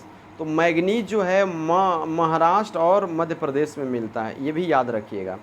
चूना पत्थर के बारे में जहाँ तक बात की जाए तो भारत में चूना पत्थर जो है, ये भारत का यदि नक्शा इधर नॉर्थ ईस्ट है, ये ऐसे करके, तो ऐसे करके, ऐसा ही हमको भारत का नक्शा बनाने आता है, इससे बढ़िया नहीं। तो ये राजस्थान के इलाके से लेकर के और यहाँ जो मध्य प्रदेश होते हुए झारखंड तक एक पेटी है चट्टान का, जिसका नाम है विंध्य श्रेणी की चट्टानें, विंध्यन श्रेणी की चट्टानें। ये विंध्य जो है इसी में चूना पत्थर है। आपको हम झारखंड पढ़ा रहे थे तो बताए भी थे। खैर, तो चूना पत्थर कहाँ मिलेगा? तो चूना पत्थर जो है बिहार, झारखंड, उड़ीसा के अलावा मध्य प्रदेश में, राजस्थान में, ये सब में मिलेगा, मतलब ऊपर के राज्य में मिलेगा। ठीक है, उत्तर के राज्य हैं स्पेशली यही सब में मिलेगा। चूना पत्थर आंध्र प्रदेश वगैरह में नहीं मिल सकता है, या फिर कह सकते हैं कि नॉर्थ ईस्ट वगैरह में भी खनिज तो ना के बराबर ही है। अब देखिए, खनिजों का उपयोग में नहीं आपको ज़्यादा ध्यान रखना है, यहाँ से सवाल आने की बात नहीं है, ये बच्चों वाला है, बच्चों के लिए है। खनिज चूँकि अनवीकरणीय संसाधन है, जल नवीकरणीय था, खनिज अनवीकरणीय है। एक बार खनिज निकालोगे तो ख़त्म हो जाएगा, तो इसका संरक्षण आवश्यक है। और खनिज के लिए जो है वो उसको संरक्षण कैसे करोगे? जब सतत पोषणीय विकास के हिसाब से आप वो करेंगे। हमें लगता है कि ज्योग्राफी में बाकी चीज़ें बहुत आसान होती हैं, तो आप लोग समझते हैं। कोयला के बारे में बहुत चूँकि जानते होंगे आप लोग, कोयला तापीय ऊर्जा इससे बनाते हैं ना, कोयला को गर्म करके और बिजली बनाते हैं। ये सब बहुत नहीं है आपको बताने वाला, आप रीडिंग भी डाल लेंगे, पीडीएफ दे रहा हूँ तो उसमें हो जाएगा। पेट्रोलियम याद रखिएगा, देखो कोयला पेट्रोलियम कहाँ मिलता है अभी बताए थे, कौन चट्टान में? आग्नेय में, कायांतरित में, या फिर अवसादी में। अवसादी में देखो, अवसादी को परतदार चट्टान भी कहते हैं। अवसादी चट्टान देखो ऐसे होता है, ऐसे परतदार के रूप में। अवसादी चट्टान कैसा होता है? परतदार के रूप में। इसी में कोयला जमा रहता है, या पेट्रोल वगैरह, डीजल वगैरह जो है। डायरेक्ट डीजल पेट्रोल तो नहीं होता है, निष्कर्षण करने के बाद, इसको शुद्ध करने के बाद ही इसको कर पाते हैं हम लोग, बना पाते हैं। ठीक है, तो ये चीज़ जो है सो है। अब जो है कोयला पेट्रोलियम हो गया। अब पेट्रोलियम को काला सोना भी कहते हैं, हमको लगता है कि ये आप पहले ही से जानते होंगे, नहीं जानते थे तो जान लीजिए, पेट्रोलियम को काला सोना भी कहते हैं।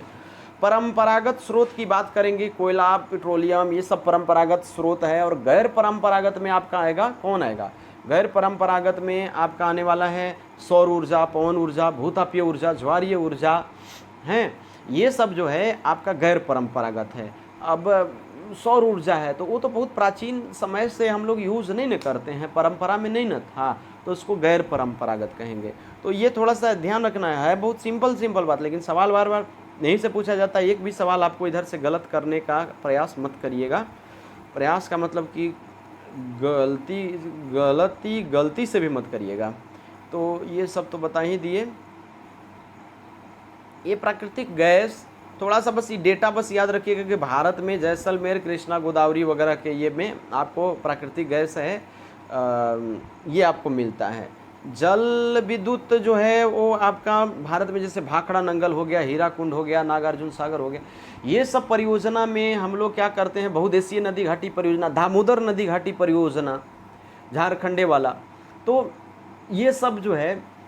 अब देखो जैसे भाखड़ा नंगल परियोजना बहुत विशाल है, पंजाब, हरियाणा, राजस्थान, ये सब इलाके जो है वो सतलुज वाला जो है नदी पे जो करा गया है, सतलुज ब्यास 2 नदियां हैं वहाँ पर, वहाँ वो उसको भाखड़ा नंगल, तो वो क्या करते हैं कि उसको ऊपर का जो पानी होता है, ऊपर से पानी को नदी को बांध देते हैं, पानी बहुत जमा हो जाता है बहुत ऊपर तक, फिर पानी ऊपर से गिराते हैं नीचे। ओहो, हाँ, तो घर बुला करके जो है वो पानी, सॉरी, घर बुला करके बोले, वो मैसेज में आया था इसलिए ध्यान में आ गया, सॉरी। अभी बता रहा हूँ। तो बात कर रहे थे आपको कि जो पानी होता है उसको जमा करके ऊपर से गिराते हैं, ठीक है, और टरबाइन जो है उसको चलाने का प्रयास करते हैं, इससे इलेक्ट्रिसिटी पैदा होती है, और उसको क्या करते हैं कि हम लोग यूज़ करते हैं, तो उसको जल विद्युत कहेंगे, ठीक है, हाइड्रो इलेक्ट्रिक। तो वो लगाया जाता है, जगह जगह पे प्रोजेक्ट लगाया जाता है और उससे बिजली बनाई जाती है। तो ये परंपरागत स्रोत में है। ये भी गैर परंपरागत में क्या आएगा? गैर परंपरागत में आएगा ऊर्जा के गैर परंपरागत स्रोत। ये सब वही है जो आपको हमने बता दिया, वो भाखड़ा नंगल वगैरह, गांधी सागर, ये सब बता दिया हूँ, पीडीएफ में पढ़ लीजिएगा। ऊर्जा का गैर परंपरागत जो स्रोत है वो जैसे क्या क्या है, वो सौर ऊर्जा हो गया, याद रखना, पवन ऊर्जा हो गया, हमको तो लगता है अधिकांश लोग जानते ही होंगे, सौर ऊर्जा, पवन ऊर्जा, जो जो जो जो जो जो ज्वारीय ऊर्जा। अब सौर ऊर्जा तो समझते हो, पवन ऊर्जा में वो पवन का वो चलाएंगे, पवन चक्की, उससे बिजली बनाएंगे। ज्वारीय ऊर्जा में क्या होता है कि समुद्र का जो ज्वार उठता है ना, उससे उसको हम लोग बनाते हैं। देखो इसमें फोटो भी कहीं दिया था एनसीईआरटी में, ज्वारीय ऊर्जा वाला कहीं है, ठीक है, तो ज्वारीय ऊर्जा का एनसीईआरटी में फ़ोटो कहीं दिया हुआ है, वो चीज़ है। तो ज्वारीय ऊर्जा हो गया, वो सारी चीज़ें जो है हम लोग क्या करते हैं, गैर परंपरागत ऊर्जा का वो सब के रूप में यूज़ करते हैं। तो अब देखो ये सौर ऊर्जा, पवन ऊर्जा, परमाणु ऊर्जा, देखो ये सब का थोड़ा बहुत आंकड़ा जो ये जो कलर से भी किया हूँ उसको थोड़ा सा एक बार देख लीजिएगा कि कैसे होता है, ये कहाँ पर होता है, लेकिन बहुत ज़्यादा इससे सवाल पूछने का बहुत कम चांस है। पवन ऊर्जा में फेमस कौन है, कौन सा देश है, तो नीदरलैंड, जर्मनी, ये सब में पवन ऊर्जा है। भारत में है लेकिन बहुत कम मात्रा में पवन ऊर्जा से हम लोग बिजली बना पाते हैं। भारत में गैर परंपरागत ऊर्जा का स्रोत यूज़ ही नहीं कर पाते, हम लोग बहुत टेक्नोलॉजी में पीछे हैं, और हम लोग क्या करते हैं, कोयला बस हम लोग जलाएंगे और उससे बिजली बनाएंगे, और थोड़ा मोड़ा वही जल विद्युत वाला, बाकी बहुत कम मात्रा में। अब एक परमाणु ऊर्जा है, देखो परमाणु ऊर्जा कितना बढ़िया, यूरेनियम को जलाइए, उसमें कोई प्रदूषण भी नहीं होता है, और यूरेनियम को क्या, ये देखो ये भट्टी है, और इसमें क्या करते हैं, यूरेनियम के नाभिक को न्यूट्रॉन से बमबारी करा करके उसको तोड़ करके, और नाभिक के विखंडन की प्रक्रिया एक होती है फिजिक्स में, थोड़ा बहुत फिजिक्स जानते होंगे तो पता होगा, कई बार क्लास में भी जिक्र किया हूँ। तो ये परमाणु ऊर्जा नाभिक के विखंडन की प्रक्रिया से जो है हम लोग क्या करते हैं कि उसको उत्पन्न करते हैं नियंत्रित दशा में। यदि नियंत्रित रखो इसको, यूरेनियम को फोड़ो नियंत्रित दशा में, तो उससे बिजली बनाएंगे, लेकिन जब अनियंत्रित हो जाए तो उससे परमाणु बम बम बम बम बन जाएगा। लेकिन परमाणु ऊर्जा का यूज़ करके, यानी यूरेनियम का यूज़ करके हम लोग जो है वो क्या करते हैं कि बिजली बनाते हैं। तमिलनाडु का कल्पक्कम हो गया, ठीक है, और ये देखो यहाँ मैं सब दिखा दे रहा हूँ, यहाँ पर यही आपको यादें रखना है, नहीं याद रखोगे तो पछताओगे, इसको यादें रखना है, इसको यादें रखना है, इसको ओहो हाँ, तो इसको क्या करना है, यादें रखना है।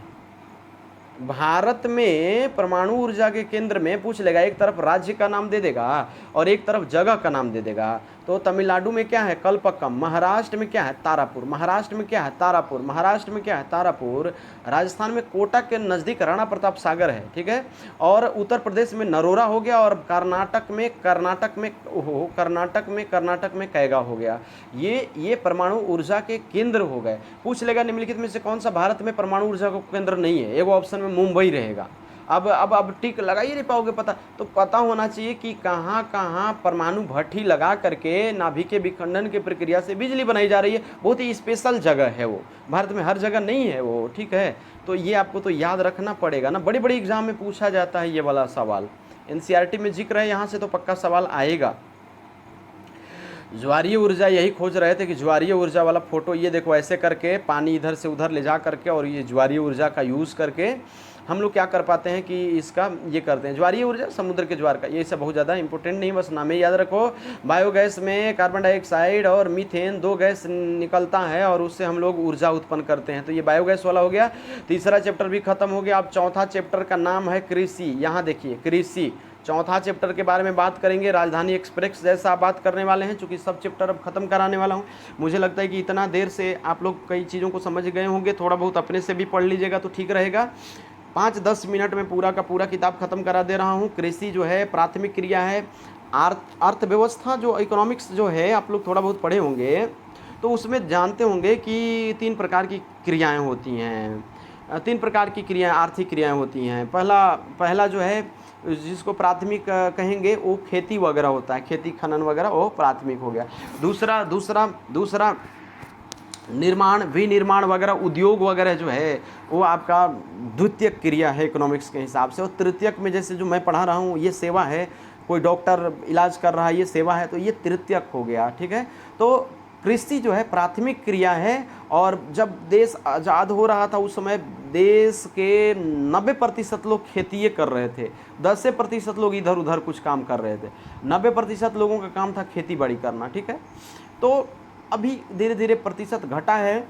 देश के जीडीपी में भी कृषि का बहुत ज़्यादा योगदान था, लेकिन अब तो घट करके 15-16% के लगभग में हो गया है, 16-17% के लगभग में, और भी कम धीरे धीरे होते जा रहा है।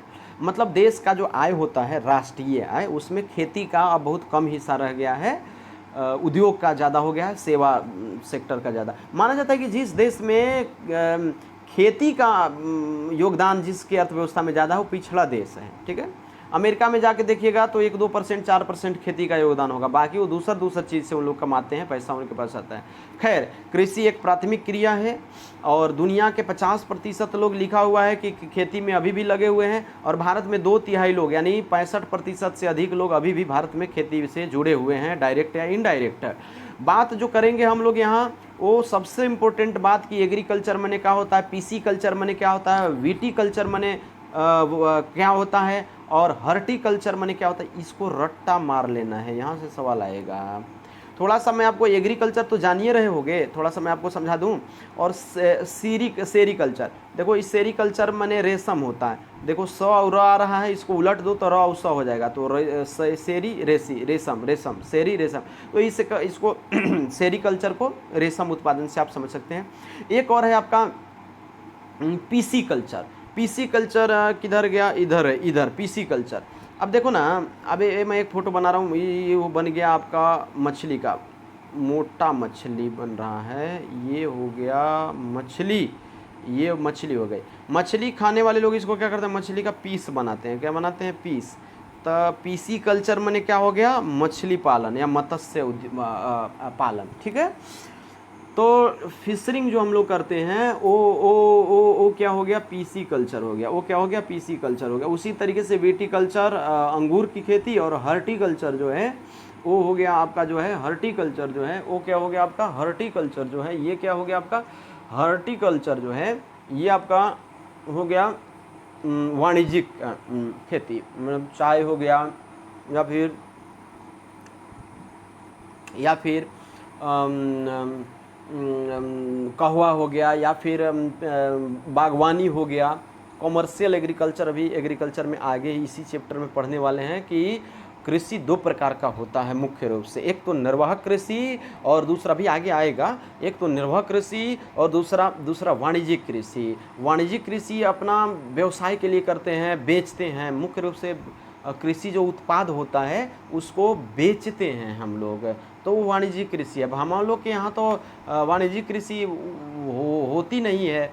पंजाब में चले जाओ, हरियाणा में चले जाओ, उन लोग वाणिज्यिक कृषि करते हैं। इसके अलावा अमेरिका में चले जाइए, यूरोप में चले जाइए, तो वहाँ लोग जो है खेती करते हैं तो बेचने के लिए बड़ा मार्केटिंग करते हैं।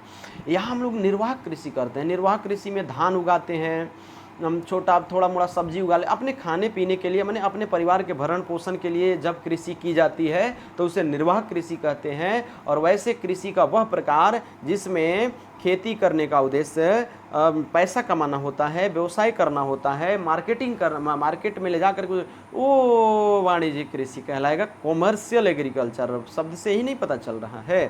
तो अब देखिए आगे पढ़ने वाले हैं, ये इसको याद कर लेना, नहीं तो हम कुछ नहीं जानेंगे। अब देखो कृषि में प्रकार, आइए गया कृषि का प्रकार। कृषि में निर्वाहक कृषि हो गया, और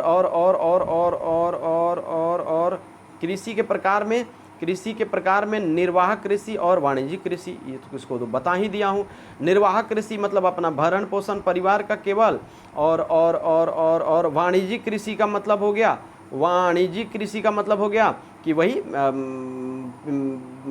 जो बता दिए, क्या रिपीट करना है, तो ये चीज़ हो गया। लेकिन निर्वाहक कृषि भी 2 प्रकार का होता है, यहाँ भी थोड़ा सा समझ लीजिएगा। निर्वाहक कृषि 2 प्रकार का होता है, एक होता है गहन निर्वाहक और दूसरा होता है आदिम निर्वाहक। आदिम निर्वाहक को स्थानांतरित, गहन निर्वाहक मतलब जमीन तो है नहीं, थोड़ा सा जमीन है और गरीब किसान क्या कर रहा है कि उसी में खूब खेती कर रहा है। थोड़े से जगह पे जब ज़्यादा खेती करते हैं, पारिवारिक भरण पोषण के लिए कर रहा है, लेकिन ज़मीनें कम है, गहन रूप से सघन रूप से कर रहा है, उसको गहन निर्वाहक कहेंगे। और जब आदिम प्राइमेट जो पहले जो पुराने ज़माने से जो चलता रहा है खेती में, जब वो वाला हम लोग करेंगे तो उसको हम लोग क्या करेंगे, हम लोग नहीं करते हैं। नॉर्थ ईस्ट में चले जाइएगा, मिज़ोरम में, नागालैंड, आसाम में, मेघालय के इलाके में, तो वहाँ पर लोग करते हैं खेती। कैसा निर्वाह खेती करेंगे, स्थानांतरी करेंगे या आदिम निर्वाह करेंगे। उन लोग स्थान चेंज कर करके करते हैं। स्थानांतरी कृषि जिसको झूमिंग कहते हैं नॉर्थ ईस्ट में, या झूम खेती कहते हैं, आप लोग जानते होंगे। इसके अलावा अलग अलग देशों में झूम खेती का अलग अलग नाम है जो यहाँ पर दिया हुआ है, इसको भी आपको याद रखना है। कहीं लदांग कहेंगे तो कहीं रोका कहेंगे, इसको याद करिएगा। झूम खेती को कर्तन एवं दहन भी कहते हैं, स्लैश और बर्न अंग्रेजी में कहते हैं। ये भी आप थोड़ा सा ध्यान रखिएगा। वाणिज्यिक कृषि को हमने बता दिया। इसके बाद मुख्य फसल में चावल हो गया, गेहूं हो गया, मिलेट्स माने मोटा अनाज हो गया। तो चावल उष्ण कटिबंधीय पौधा है, ये फसल है। गर्मी के दिनों में इसको, गर्मी नहीं मतलब टेम्परेचर होना चाहिए, पानी भी चाहिए, तापमान भी चाहिए ज़्यादा, माने गर्मी भी चाहिए और पानी भी चाहिए। वो अभी टाइम आ रहा है, अभी अभी अभी अभी अभी। तो ये आपका जो है सो चावल वाला है। लेकिन गेहूं की जहाँ तक बात करो ना, गेहूं क्या अभी करोगे क्या? अब पानी में गेहूं का पौधा गल जाता है, पीला हो जाता है। जो गाँव से हैं जुड़े हुए उनको आइडिया होगा। ज़्यादा पानी पटा दो ना खेत में गेहूं का, तो वो क्या हो जाता है, गल जाता है उसका पौधा गल जाता है। तो पानी कम चाहिए और तापमान भी कम चाहिए गेहूं को, माने ठंडा चाहिए। तो ठंडा के दिन में करते हैं। तो ये थोड़ा सा देख लीजिएगा। जब अब आएगा कि चावल कहाँ होगा, तो उष्ण कटिबंधीय में। अब चावल शीतोष्ण कटिबंधीय, तो शीत माने ठंडा ना होता है, तो शीतोष्ण मार दोगे तो नहीं गलत हो जाएगा। उसी तरीके से गेहूं को यदि उष्ण कटिबंधीय मानसूनी जलवायु में मार दोगे, गड़बड़ नहीं हो जाएगा। उष्ण कटिबंधीय या पानी बरसने वाले में गेहूँ करोगे तो कहाँ से हो जाएगा, गर्मी नहीं चाहिए। तो इसलिए थोड़ा सा जानो और याद, इतना ये सब जानने वाला, ये तो पता रखो कम से कम कि चावल का उत्पादन कब और कहाँ होता है। खेती समझते हैं ना, तो खेती को भी अब डिटेल में इतना पढ़ाना पड़े तब तो बेकार है। तो मिलेट्स मोटा अनाज जो है, मकई वगैरह जो है भारत में होता है। अमेरिका में भी काफ़ी मुख्य रूप विशेष फसल है वहाँ का, लेकिन वो जानवरों को खिलाने के लिए, पशुपालन के लिए वहाँ सूअर वगैरह को जो है वो मकई खिलाता है। और मकई तो भारत में तो हम लोग खुदे जो है सो खूब चाव से खाते हैं। खैर, तो मतलब अमेरिका काफ़ी एडवांस है ना, तो वहाँ जो है सो जानवरों को खिलाते हैं। कुल मिला के कहने का तात्पर्य यही हुआ। कपास की बात है तो बड़ा बड़ा कपास रेशा वाला जो है अमेरिका में होता है, चाइना में होता है। हाँ, चावल गेहूँ ज़्यादा कहाँ होगा, तो चावल चाइना में होगा, गेहूँ दुनिया में चाइना में होगा। विश्व में सबसे ज़्यादा उत्पादन करने वाला देश है वो, ठीक है, उसको याद रखिएगा, ध्यान रखिएगा। कपास जो है अमेरिका में मुख्य रूप से होएगा, ठीक है, चाइना में भी होगा, भारत में भी होगा। जो कपास कहाँ होगा, जो काली मिट्टी जहाँ होती है, रेगुड़ मिट्टी जहाँ होती है। पटसन जूट जो है उसको सुनहरा रेशा भी कहते हैं, और मुख्य रूप से भारत और बांग्लादेश में ये होता है। भारत के पश्चिम बंगाल में पटसन होगा, ठीक है, आप लोग जानते होंगे। थोड़ा मोड़ा बिहार के पूर्णिया जिले वगैरह में होता है, ये आप जान लीजिए। कॉफ़ी जो है कॉफ़ी ब्राज़ील में, हमें लगता है कि नहीं जानते होंगे तो जान लीजिए, ब्राज़ील में दुनिया में सबसे ज़्यादा कॉफ़ी होता है। ये याद रखिएगा, रट्टा मारिएगा। हमें लगता है कि ये चीज़ हो गया, कृषि भी खत्म हो गया, उद्योग 2-3 मिनट में 5 मिनट में ख़त्म करा के, और मानव संसाधन भी 5 मिनट में। कितना देर से पढ़ा रहा हूँ, 1 घंटा 17-18 मिनट हो गया। सवा घंटा में, सवा घंटा नहीं, थोड़ा और 1 घंटा 25-30 मिनट में, 1.5 घंटा से कुछ कम में ये वीडियो ख़त्म कर दे रहा हूँ, ठीक है। वही याद ध्यान रखिए, ये पूरा का पूरा किताब आपको मैं बता दे रहा हूँ। यहाँ के बाद आपको कहीं कुछ पढ़ने की ज़रूरत नहीं है, ये हो गया आपका पूरा, समझोगे किताब वो दिमाग में फिट हो जाएगा। तो इसी तरीके से यदि हम और किताब को कराने में यदि सफल हो गए, कई बार तो पूरा का पूरा किताब कराना आसान नहीं होता है। जैसे कुछ हिस्ट्री वगैरह है तो काफ़ी लेंदी होता है, पूरा राम कहानी कहना पड़ेगा। लेकिन कुछ जो चीज़ें हैं जो बड़ी आसानी से कराया जा सकता है, उसको हम करा दे रहे हैं। और कुछ चीज़ों को चैप्टर वाइज करेंगे, 2 या 3 चैप्टर एक बार में करा सकते हैं, वैसे करके हम इसको करा सकते हैं। तो बात करने वाले हैं इस बार उद्योग के बारे में। नेक्स्ट चैप्टर उद्योग के बारे में। उद्योग तो जानते हो ना, जैसे कृषि प्राथमिक क्रिया है वैसे ही उद्योग का ऐसी क्रिया है, द्वितीयक क्रिया है। समझ पा रहे हैं ना, जो ग्रीन कलर से किया हुआ है, सॉरी ये क्या है, ब्लू कलर है, तो उसको आप समझिए, ठीक है, कि ये द्वितीयक क्रियाकलाप है और इसी में निर्माण विनिर्माण आता है। देखो, निर्माण और विनिर्माण अलग अलग चीज़ है। निर्माण का मतलब होता है कि जैसे आपने लोहा खनिज निकाला अंदर से, अयस्क, हेमाटाइट, मैग्नेटाइट, और उसका आपने लोहा बनाया, ये हो गया निर्माण। लोहा का रॉड बनाया, लोहा का ऐसे करके बनाया तो वो निर्माण हो गया। लेकिन उसी लोहा का वो स्टील बना, या स्टील का आप उसको मान लो कि एक चम्मच बना लेते हो, ठीक है, तो ये जो है आपका बन गया विनिर्माण हो गया, ठीक है, या उसका एक मशीन बना लिए तो विनिर्माण हो गया। निर्माण में एक बार और निर्माण करेंगे तो विनिर्माण हो जाता है। तो निर्माण, विनिर्माण, ये सब काम में आएगा, उद्योग में आएगा। उद्योग कौन सा क्रिया है? द्वितीयक क्रिया है, ठीक है। जैसे कृषि का प्रकार किए थे, बाकी चीज़ों का प्रकार किए थे, वैसे ही अब उद्योग का भी प्रकार कर लेते हैं, उसका भी वर्गीकृत कर लेते हैं।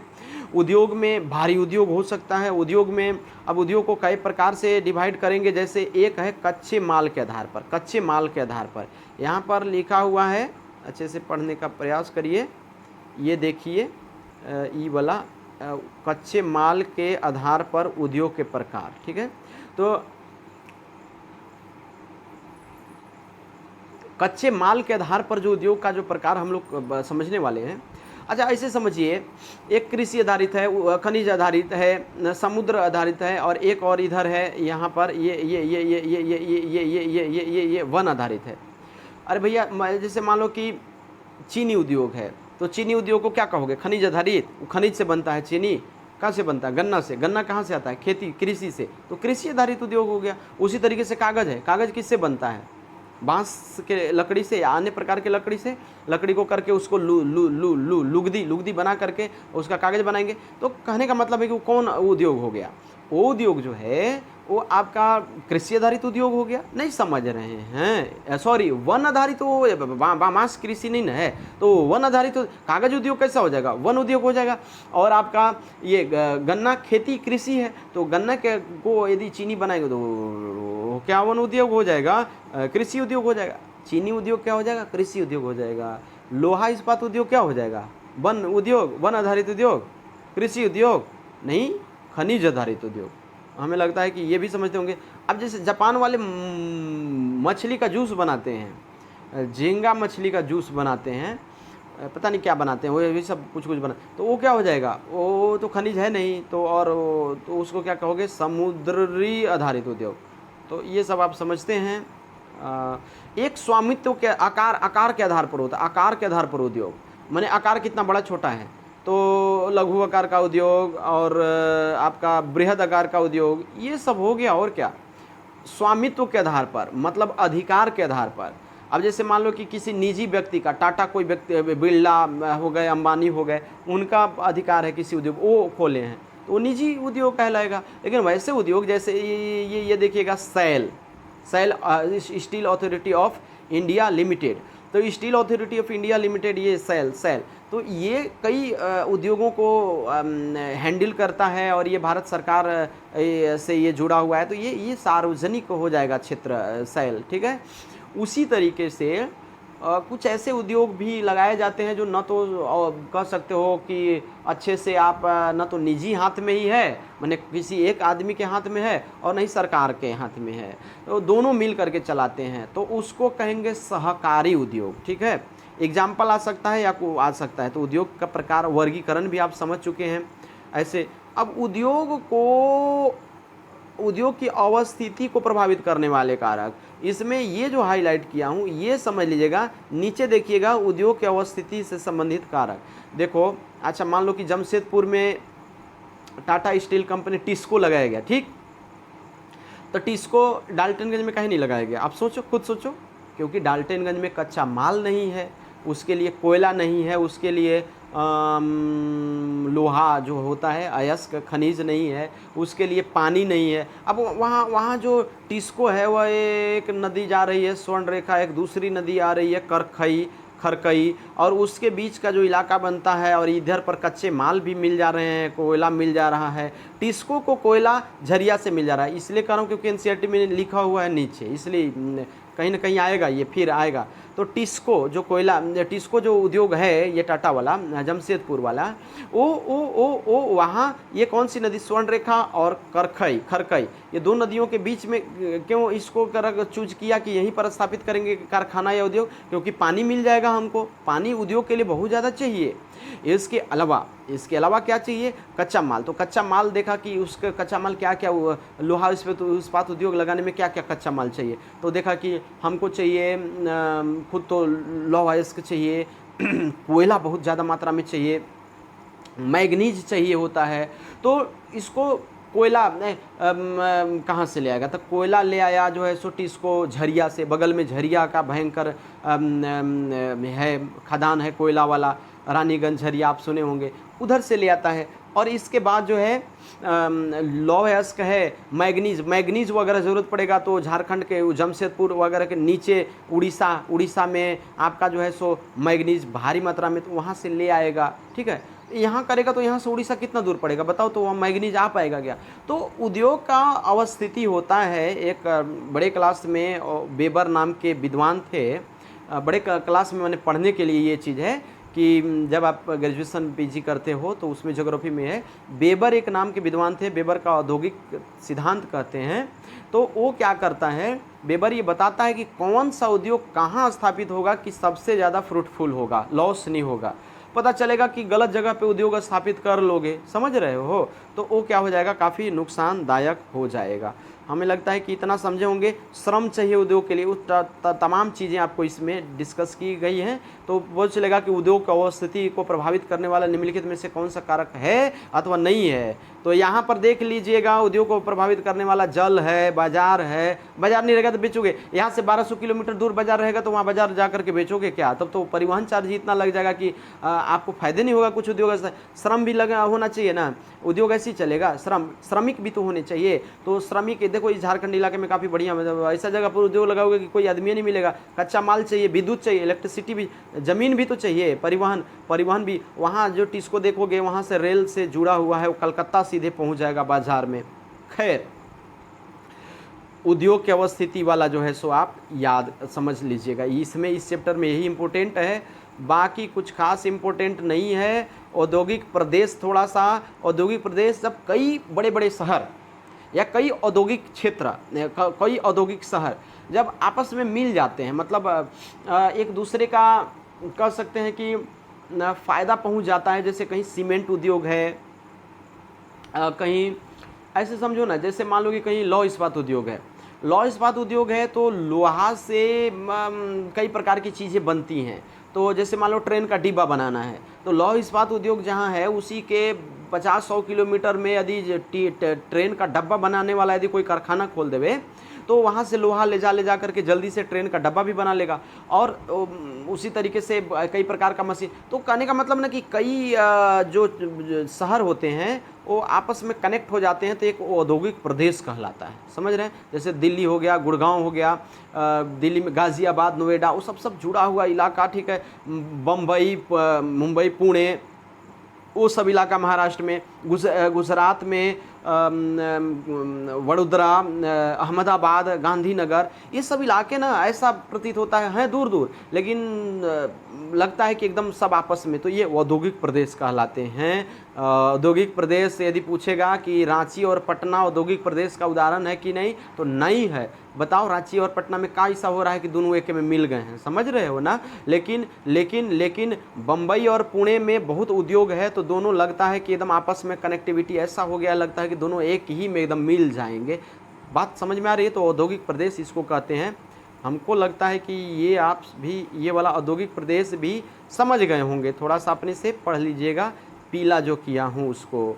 और ये औद्योगिक प्रदेश के कुछ शहरों का एग्जाम्पल दिया हुआ है, ये आप पढ़ लीजिएगा। एक औद्योगिक विपदा के बारे में है, आप याद करिए 3 दिसंबर 1984 की वह घटना, रात की घटना है। यूनियन कार्बाइड नाम की एक फैक्ट्री थी, कंपनी थी, उसमें मिथाइल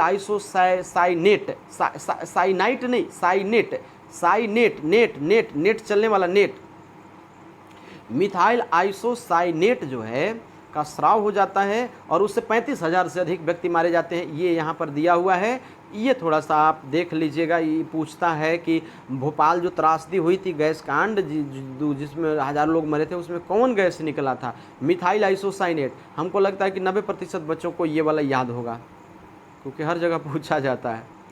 तो जिसको नहीं याद होगा एक बार याद कर लेगा, नहीं तो हमको नहीं कुछ कहेगा। प्रमुख उद्योगों के वितरण में एक चीज़ आपको जो याद रखने वाला चीज़ है, जो यहाँ से एक सवाल भी पूछा हुआ है कि कि कि सूचना और प्रौद्योगिकी, ये आईटी सेक्टर में, माने कंप्यूटर वगैरह वाला, दूरसंचार वाला, वो अमेरिका का यूएसए का, यूनाइटेड स्टेट ऑफ अमेरिका का एक स्टेट है जिसका नाम है कैलिफोर्निया। क्या नाम है? कैलिफोर्निया। ठीक है, कैलिफोर्निया में एक घाटी है, एक जगह है जिसका नाम है सिलिकॉन घाटी। क्या नाम है? सिलिकॉन वैली या घाटी, घाटी को ही अंग्रेजी में वैली कहोगे तो सिलिकॉन वैली या घाटी। वहाँ पर अमेरिका के कैलिफोर्निया में सिलिकॉन घाटी है, जहाँ पर बड़ी कंप्यूटर वगैरह वाला, मतलब कह सकते हो कि टेक्नोलॉजी, ये सब जो होता है, मोबाइल, कंप्यूटर, इलेक्ट्रॉनिक्स आइटम, एकदम संसारमय है। समझ रहे हो ना? तो वो चीज़ जो है आपको पूछा जाता है कि आईटी सेक्टर से संबंधित या सूचना प्रौद्योगिकी वाला जो है वो क्षेत्र कौन सा है? सिलिकॉन घाटी। या सिलिकॉन घाटी किसके लिए प्रसिद्ध है? तो सूचना और प्रौद्योगिकी के लिए। सिलिकॉन घाटी जैसा, अमेरिका के सिलिकॉन घाटी जैसा या कैलिफोर्निया के सिलिकॉन घाटी जैसा भारत में कौन ऐसा शहर है जो फेमस है? बेंगलुरु या बेंगलुरु, कर्नाटक का राजधानी। ठीक है, ये लौह इस्पात उद्योग के बारे में अब थोड़ा सा पढ़ना है। लौह इस्पात उद्योग ये बड़ा इम्पोर्टेंट यहाँ थोड़ा सा है कि लौह इस्पात उद्योग भारत में कहाँ कहाँ है? तो झारखंड, छत्तीसगढ़, पश्चिम बंगाल के कुछ जिलों में लौह इस्पात उद्योग की स्थापना है। इसके अलावा ये तो जानते हो तुम, जैसे भिलाई छत्तीसगढ़ में है, दुर्गापुर बर्नपुर पश्चिम बंगाल वाला इलाका, जमशेदपुर झारखंड में, राउरकेला उड़ीसा में, ये सब में तो है ही है, ये सब जानते होंगे आप लोग। लेकिन एक दो चीज़ यहाँ से और याद करना है। जैसे में आपको रट्टा मारना है। क्या रट्टा मारना है? आपको मारना है रट्टा ये कि कर्नाटक में विजयनगर और भद्रावती दो जगह है जहाँ लौह इस्पात उद्योग है।